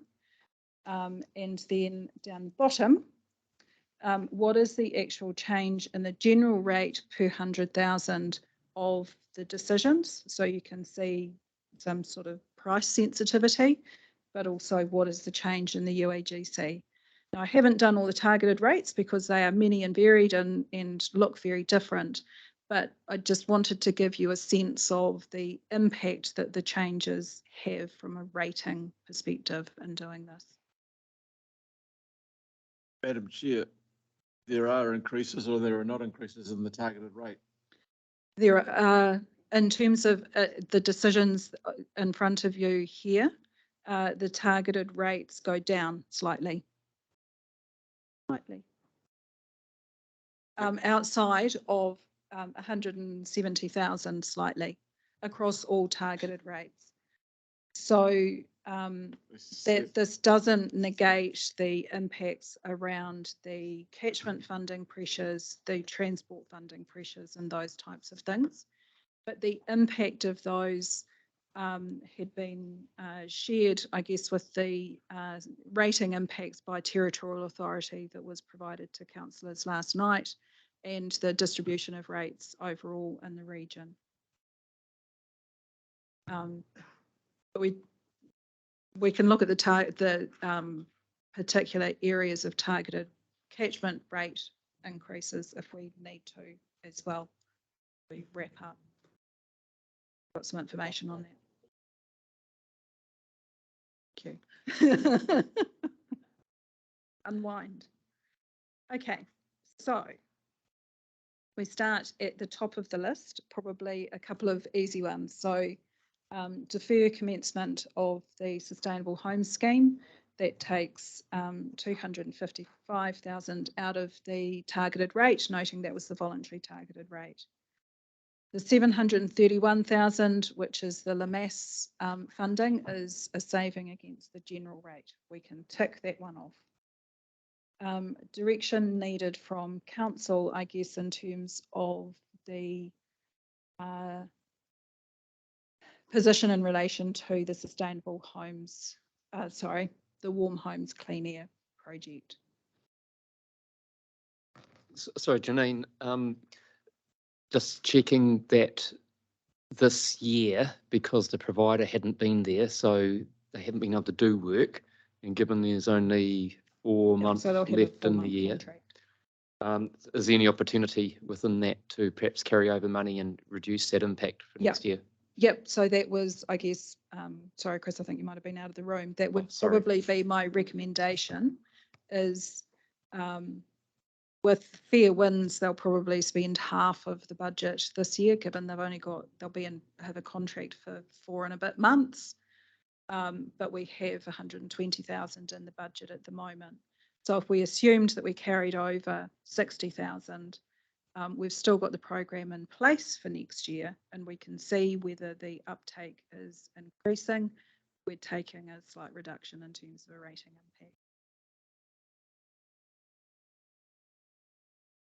I would comment that I like your advice there, and I was mainly torn because I know that the ECA funding's there as well, right? So that's something available to everyone, and it's in the same kind of space. But saying that, going into tough financial times, a recession, going into winter, it would make it difficult to say, with such a small amount of money we're dealing with here, to just kick it now. I just don't think it hurts to do what you're saying. If that's where I'm at the moment. Happy to hear from others. So the advice is to hold the program there, but know that there's been no uptake this year. And so we're carrying those cost savings forward into next year. Yep. But the program still stays there. Should there in future be another supplier found, right? Is that how that That's goes? correct. Yep. Right. Feeling positive? Yep. I'm looking for, Yeah, would that mean we'd then look at it through the long-term process, term plan, given what- that feedback if and that retains our relationship with South South Waikato. Waikato. Gives the opportunity to have that engagement with them again.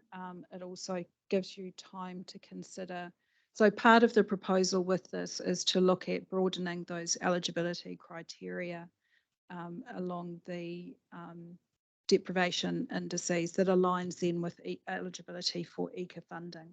So that might drive more demand and uptake. And noting that NES changed from PM10 to PM 2.5. So still gives you that tool to address some of those equality issues and the lower socioeconomic. A quick question from me would be, if that's right, we did consultation at the start when this was set up, right? Oh, look, the scheme goes That back kind to of thing. 2009. Oh, right. And there have been conversations ongoing Yeah. at various times over that period. Tracy's probably got the potted history of that. There's, it's not a new scheme. Yeah.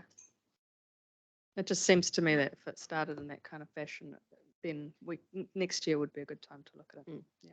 But not wanting to say that just because it's a small amount of money that we don't care or anything else. It's just that this is one of those things that Noel mentioned where you spend half an hour on something small. Very, Angela. very quickly, just to reiterate, just the education piece as well. It's one thing to provide the funding, but ensuring that people know the best way to use that funding and how much it costs moving forward as well. All right, and then the reduction in funding level for hardship emissions. Yeah, so that's the $200,000 reduction that because it sits effectively as an overhead cost. That's why you see the distribution of that impact across all the different rating types. All right. And then we've got So the then new- 4 yeah. business cases. Yeah. Can I? Can you just shoot down there and show us where that percentage? I know we've talked about how relative. But wouldn't that have changed now that you've altered some of those figures?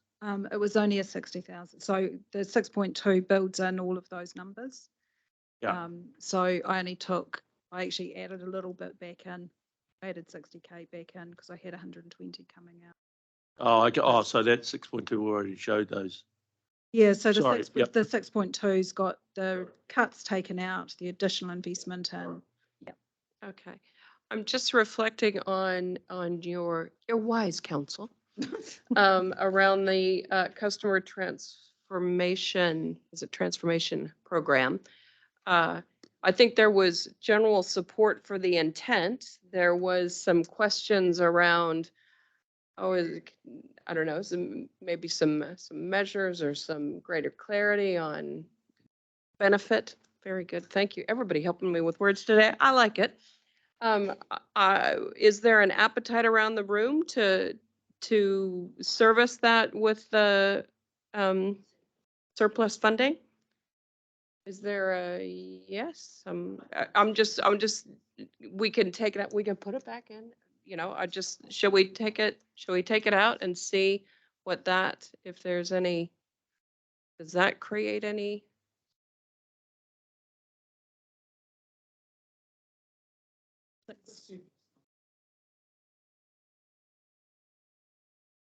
Is that this money was taken from the ratepayers in a very recent period, last year, and those are the current ratepayers this year. And so if there's any way in which those ratepayers who have paid for something that wasn't needed, that is the surplus, can be applied to those ratepayers, I'm happy to do that because they are the beneficiaries of the payment and they're then getting something for their money instead of being parked and held for years and some will have gone and died and all sorts of other things. I 100% support Councillor Smith's, as I said before, I think it just makes absolute sense to do that. Nice. All right. Any other comments? Yes? So Councillor Mahuta? I support the contribution of the surplus to the current work program. Just in terms of learning though, and I don't really have a view on this or spoken to Civil Defence about it, but just watching the recent Auckland experience, what fund would we lean into if there was an on-scale catastrophe in our region? And I'm not saying that's why we should have a surplus, but I'm saying while it's there, while all the other wheels kick in, there was a period of time, even now, all the agencies in Auckland aren't cooperating because I'm leading one of them. But there's a space there that I'm wondering, should we, doesn't have to be in this year, but for a long-term plan conversation, I'm just probably tabling that thought now. And through you, Madam Chair, we had that situation coming off the back of COVID with some of the welfare response at that point in time. And so Civil Defence had incurred some costs. Rather than repaying that over time, we'd actually cleared that debt through unallocated prior year surplus funds that we had going into the LTP. So, Madam Chair, I was on the group for the preceding 3 years up till October, and I argued strongly for a fund to be built up over time to $1 million or $2 million that Civil Defence had available too. And I know ex-councillor Vercoe was not on the same page on this, and I was disappointed with that. However, it came back to me that region would dip into the pocket and pay, but that's not always going to be available. And it's sensible if we're talking about climate change, whether it's real or not, and some of us are on the page that it's probably true, and these events are going to get worse. Therefore, I think Councillor Mahuta has absolutely hit the nail on the head. We need to provision for that, be it now from that surplus or a LTP discussion. I think that's an LTP discussion. The reality is Yep, that it we'll cannot be certainly- lost in the current environment. Yeah, and Madam Chair, I think that conversation's worth putting in the context, and obviously we've had recent floods, and we will have our own flood response to that. For this council to understand, I guess, those disaster recovery provisions that we have around that part of our business. I think it's the conversation in terms of, do you accumulate funds literally for the rainy day, or, you know, for an event to happen, as opposed to knowing that you actually have the financing facility in place to lean into if you require it. And The drainage networks, I'm not sure about the river, but we had a policy, council has a policy that we have at terms least of the reserves. 50% Yep. of the annual budget as a reserve minimum. I know some of the districts had well in excess of 100%. And council has deliberately put in place to drop that back. So, you know, there is assets that have been. So built up. we'll note that for a long-term plan discussion. Councillor Kneebone. And given that we've already got policies in place to deal with our flood protection, et cetera, I think we probably need to be having a conversation with our TA counterparts if we're building up a fund as to how it would be used, proportional to what they would be doing as well, so that wouldn't be favouring one particular TA district over another as well. Outside of the conversation we're having today. But thank you for raising it. Certainly pertinent given things that have just recently happened.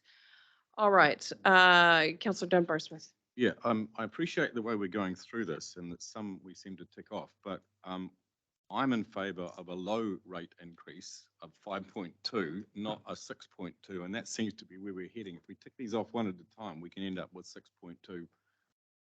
Oh, Yeah, no, so I would just like to Yeah. alter the way we're doing this in a way of.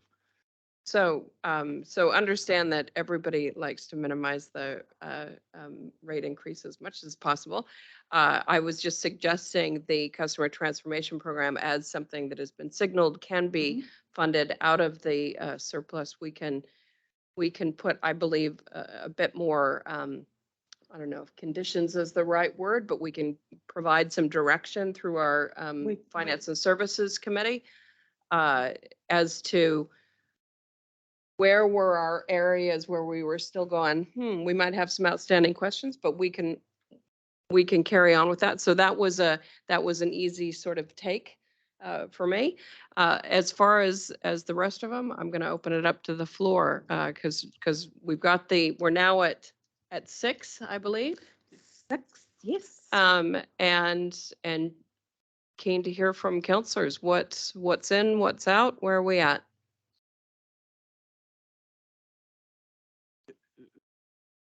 Ben's just raised an interesting point for me in that and I've heard the figure of 4% or something with a 4 in front of it is more desirable than a 6.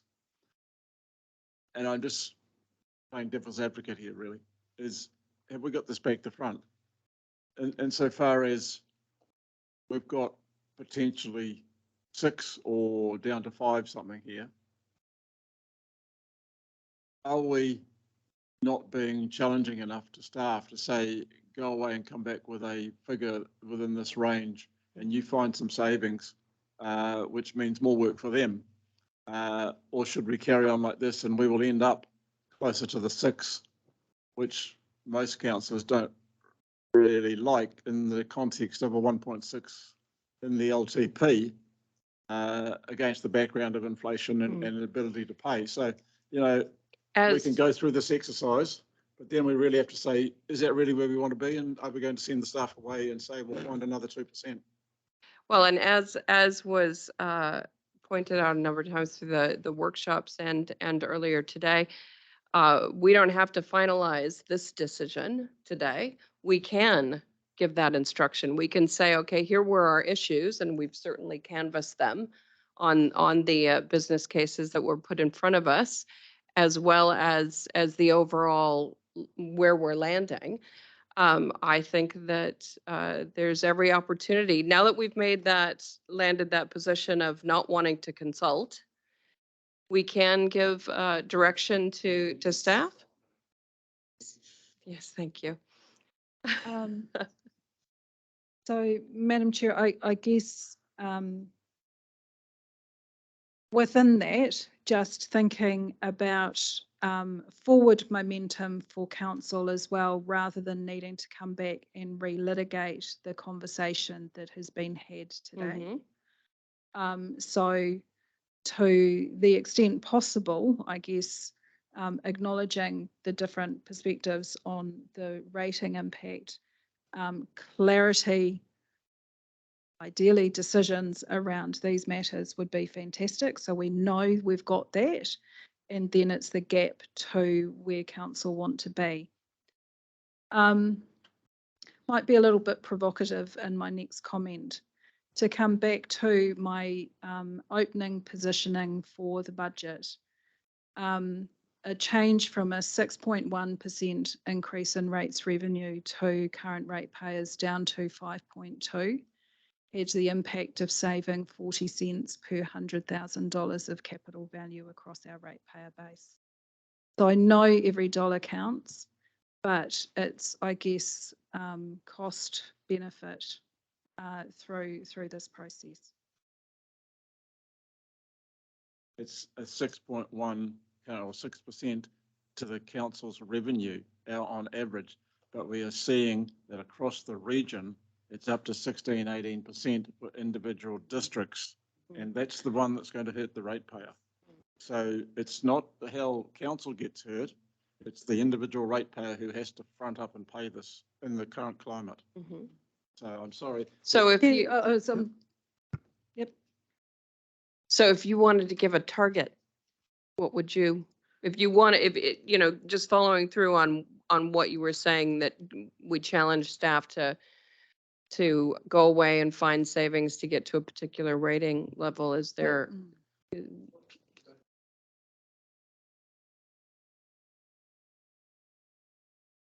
Sorry, we don't have.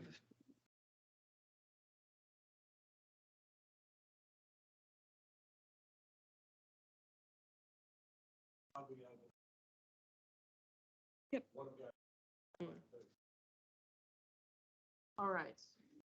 We got Councillor Hughes, Councillor Downard, Councillor Kneebone, Councillor Mahuta, Councillor Strange. I believe that was the order. I don't know. Councillor Hughes. Thank you, Madam Chair. Just to follow up on the point that Councillor Smith made, we have to remember that there's 1.5% actually new ratepayers rates coming in as well. So which actually puts it up to 7.6%. I'm going to put things into perspective. And my bottom line is anything close to 4 or under would be agreeable, because we have to look at this in the context of the long-term plan, which said 1.6%. So I think we all have a responsibility to keep focused on that's what the expectation was when that plan was put in place. Councillor Downard. Councillor Hughes has taken a lot of the words out of my mouth, but we've relitigated a lot today over the 2 workshops, and you know, we talked about how well the CE and his staff have kind of double figures come down to 6.1. I'm not even happy with 5.2. I'd be into the 4s as well, but I would settle at 5.2 so the Waka can carry on rowing until the long-term plan, where a lot of the stuff where you can read the firm, can really get into it and you know, do the 10-year plan. There's too much happening in the year 23 with a lot of people's interest rates coming out and jumping 3 times. We've got the disasters that have happened with insurances going up in all aspects. All this comes back on the homeowners, but not only the homeowners, that cost is passed on to people that pay rent, and these are the people that are on the minimum benefit, the minimum wage, even at $1.70 going up. It's a struggle. We've got a responsibility to only this year here now to tighten our belts and show our ratepayers that you know, we're in here to try and do the best for them. And I know that means sacrificing some of these, and these cases are good. All 4 of them are good. You know, I support them, but we've got to tighten our belts. Councillor Kneebone. Yeah, I just want to speak against this suggestion that we send staff away to find more cuts, because it's been explained very, very clearly to us, it's that Chris and Janine and the ELT and their various teams have put a huge amount of effort into providing us with this proposed work program and the associated costs that go with it. So, you know, and look, for the record, I don't want to go below. I definitely don't want to go below the 5 point whatever it is, 2 is it? And I'm probably comfortable with the 6.1. And yesterday I noticed that Wellington City Council is heading out with a 12 point something or other. We need to be mindful that, the impact on ratepayers is important, but we also need to remember that we're a service delivery organisation as well, and the services we provide are also very, very important to people. And so the cost of that service needs to be taken in context with the cost of a whole bunch of other services that households and businesses are facing as well. And for us to reduce our level of service to try and achieve a rates increase that is than less what other comparable councils are doing and what the costs that other businesses and households are facing, I think's got a big question mark over it. So if we're going to cut even more, then that's our job to tell staff what we want cut. It's not our. I think it's irresponsible for us to send staff away to make further cuts, given the effort they've put into date to provide this proposed work program. I don't know, Janine, if you're able to remind us. I know that the LTP said 1.6. We know that there were the environmental conditions. Do you have a figure on that rate increase that would have occurred prior to you guys taking your magnifying glass to everything to get to the, just to give context? Yeah, so I had a look at it last night actually, and I think the bottom line was 9.9. But I think the general rate, so general rate in UAGC was something like 13%. Okay. So where we thought we were going to be in the LTP, the 1.6, we actually were ending up at that 9.9 or the 13% for the Yeah, and look, some of UAGC. that has been having to really, as I said yesterday, I think probably stress testing some of those inflation assumptions. You know, how are we going with progress with the budgets that we actually have in terms of, rather than just doing a plus inflation, Right. Are we spending what we've currently got before asking for more?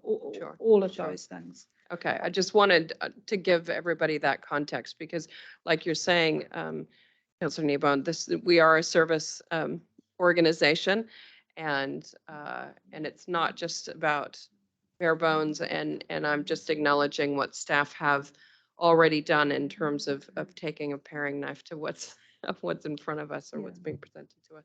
Did you want to make a comment? If I could just make a couple of comments. One will probably be provocative and the other won't be. One is that if you do end up being of the will where you'd like staff to get, to meet a target, I mean, the natural place for me to go is in the targeted rates where there's higher.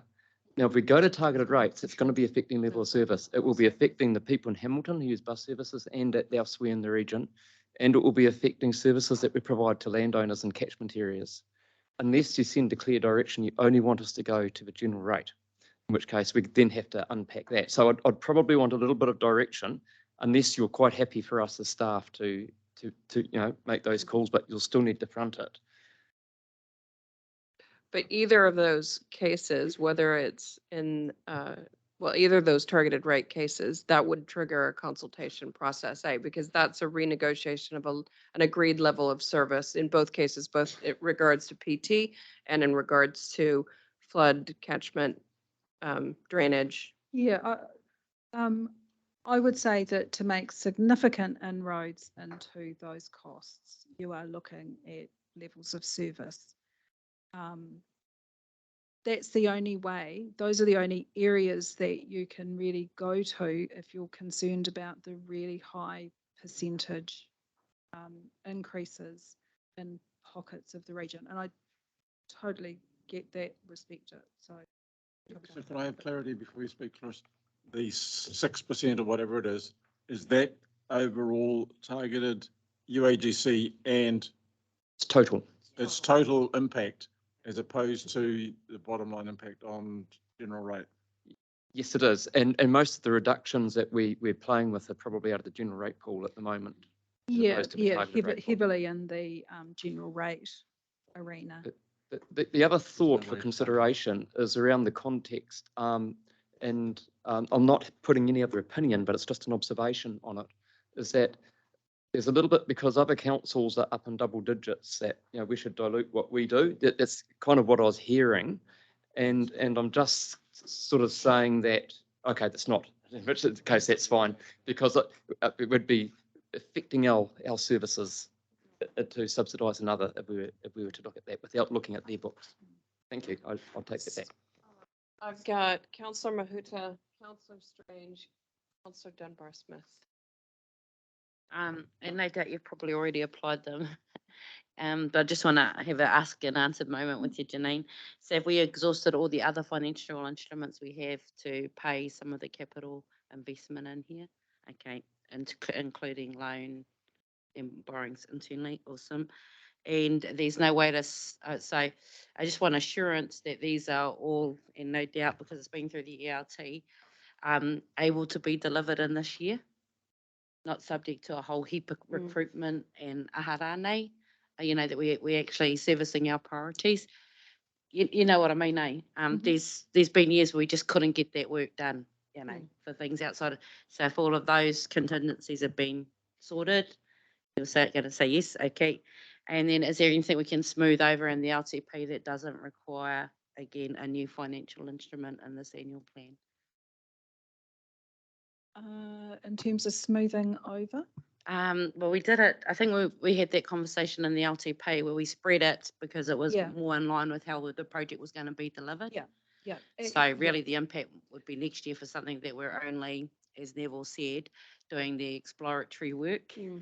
Yeah, so you can attribute the cost in its right year rather than.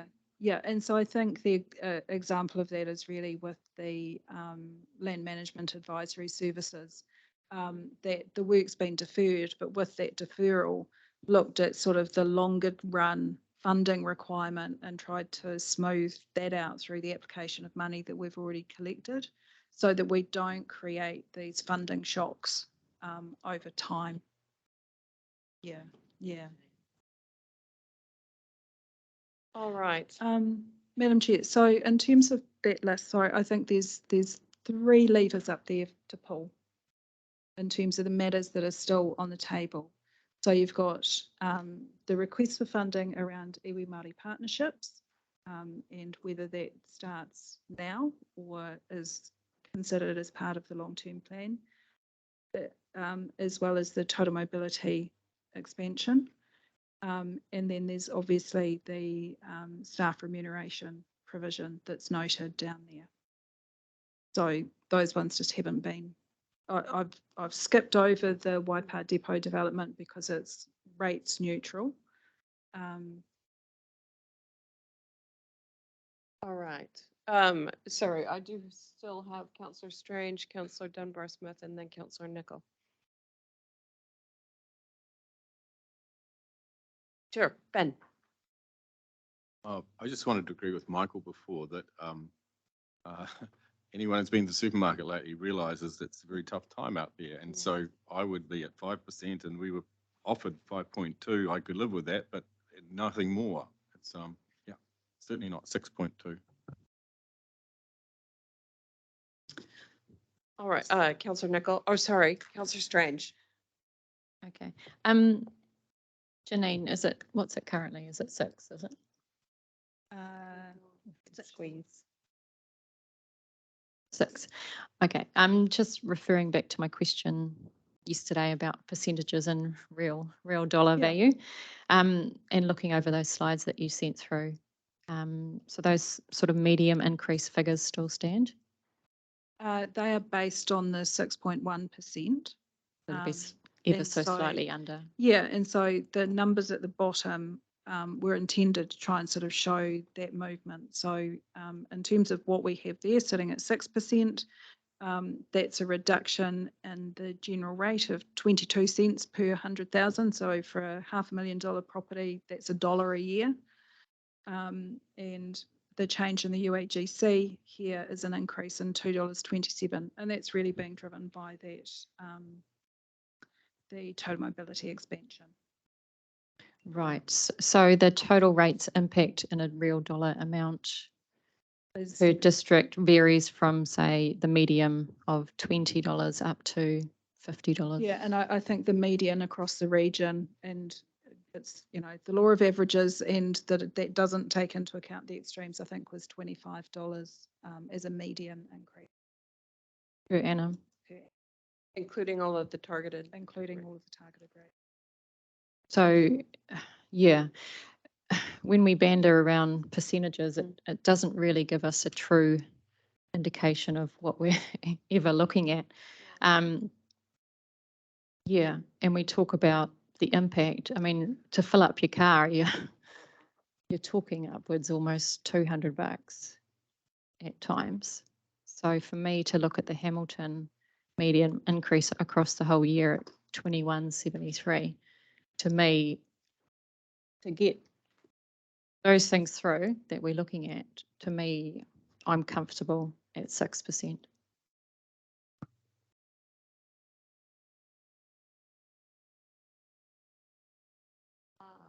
Councillor Nicol. Thank you. Yeah, I mean, I'm mindful of the environment one with inflation, 7%, which is affecting our organisation as much as anybody else. Just putting that into that context, and we're coming in under that while still making progress. All these things are approved to take us forward with our strategy. I really do believe in local government and the services it provides. I think it's more worthwhile services than some other things I spend money on. What I said in the workshop yesterday was around cuts that are done rapidly in local government. I've always found caused unintended consequences and more costs and inefficiencies somewhere else. Whereas if you take the time to embed systemic changes to lower cost in the long term, and that's long-term plan, that's where my focus is going to go. Looking at the items in front of us, it's been really good to hear a lot of people in the room talking about how they are all great ideas. They are all things that most of us, at least I could say, could get around. I do want to hark back to what Tipper raised before around what we've done in the past around deferring things by perhaps even just a few months to allow things to flow into a different financial year. When I look at the 4 or 5 things in front of us, I think we've talked already and settled on something with the customer service item and the depot item. So really we're talking more around the staff item, remuneration, the iwi Māori partnership thing, and total mobility. To me, the staff remuneration is really important because people are our biggest asset, is what I've been told in every organisation I've been in. And this place does not work without people. Something there, I think, we need to seriously consider. The iwi Māori partnership piece, for me, at home, I put my partner first. At work, we're talking here about our partner. I think that is worth investing in. The total mobility scheme implementation, I absolutely believe that that needs to happen. The exact timing of that, I'm a little bit open to. So really happy to hear from staff what you think is possible there. That be Mark or Janine or Chris? Sorry? Mark.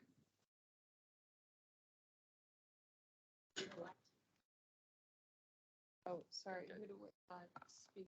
What have we got?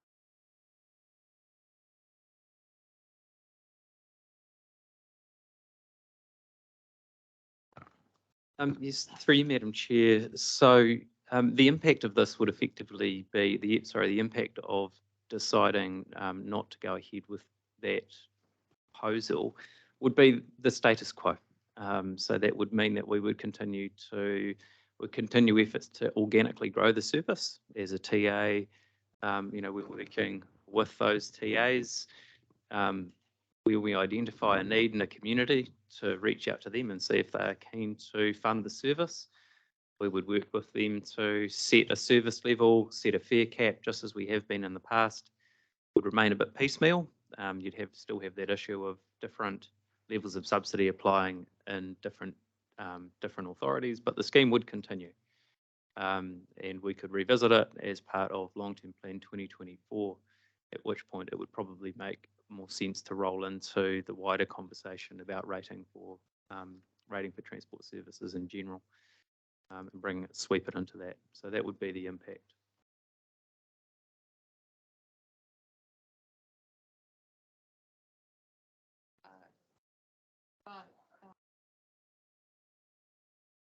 Thank you. Yeah, so just to clarify, I am actually 100% behind the total mobility funding to happen. I'm asking whether if you were to defer the start of that by 3 months, which would adjust the budget slightly, then I think there potentially might be more others who can also get behind that. Yeah, through you, Madam Chair, it'd be something that I, until now, hadn't turned my mind to, but I can anticipate it having some flow-on challenges for our territorial authorities. Thank you. Just because, just like us, they work to a financial year. At the moment, they will be budgeting for this. And two, I'd probably have to take advice from Janine what that would mean for us to fund something for a part year from our rate and rely on a TA for a part year. But to me, it starts to get pretty messy. Me, it sounds a bit too complicated. It was easier once in the previous example. Yeah, in that case, I remain to be in favour of all of it. Okay, we've been sitting now for 2 hours and 15 minutes. I think that there might be benefit from having a few conversations over a cup of tea, see how we can make some progress on this. So I am going to adjourn the meeting now for 15 minutes, 3:15. We will come back and hopefully we can make some progress on where we collectively Do you want are to go into the bull ring or something? Yeah. What you're saying? next door. Well, I'd like to move that we get on with it and I'll put the motion. It's a recommendation, Madam Chair. And test it.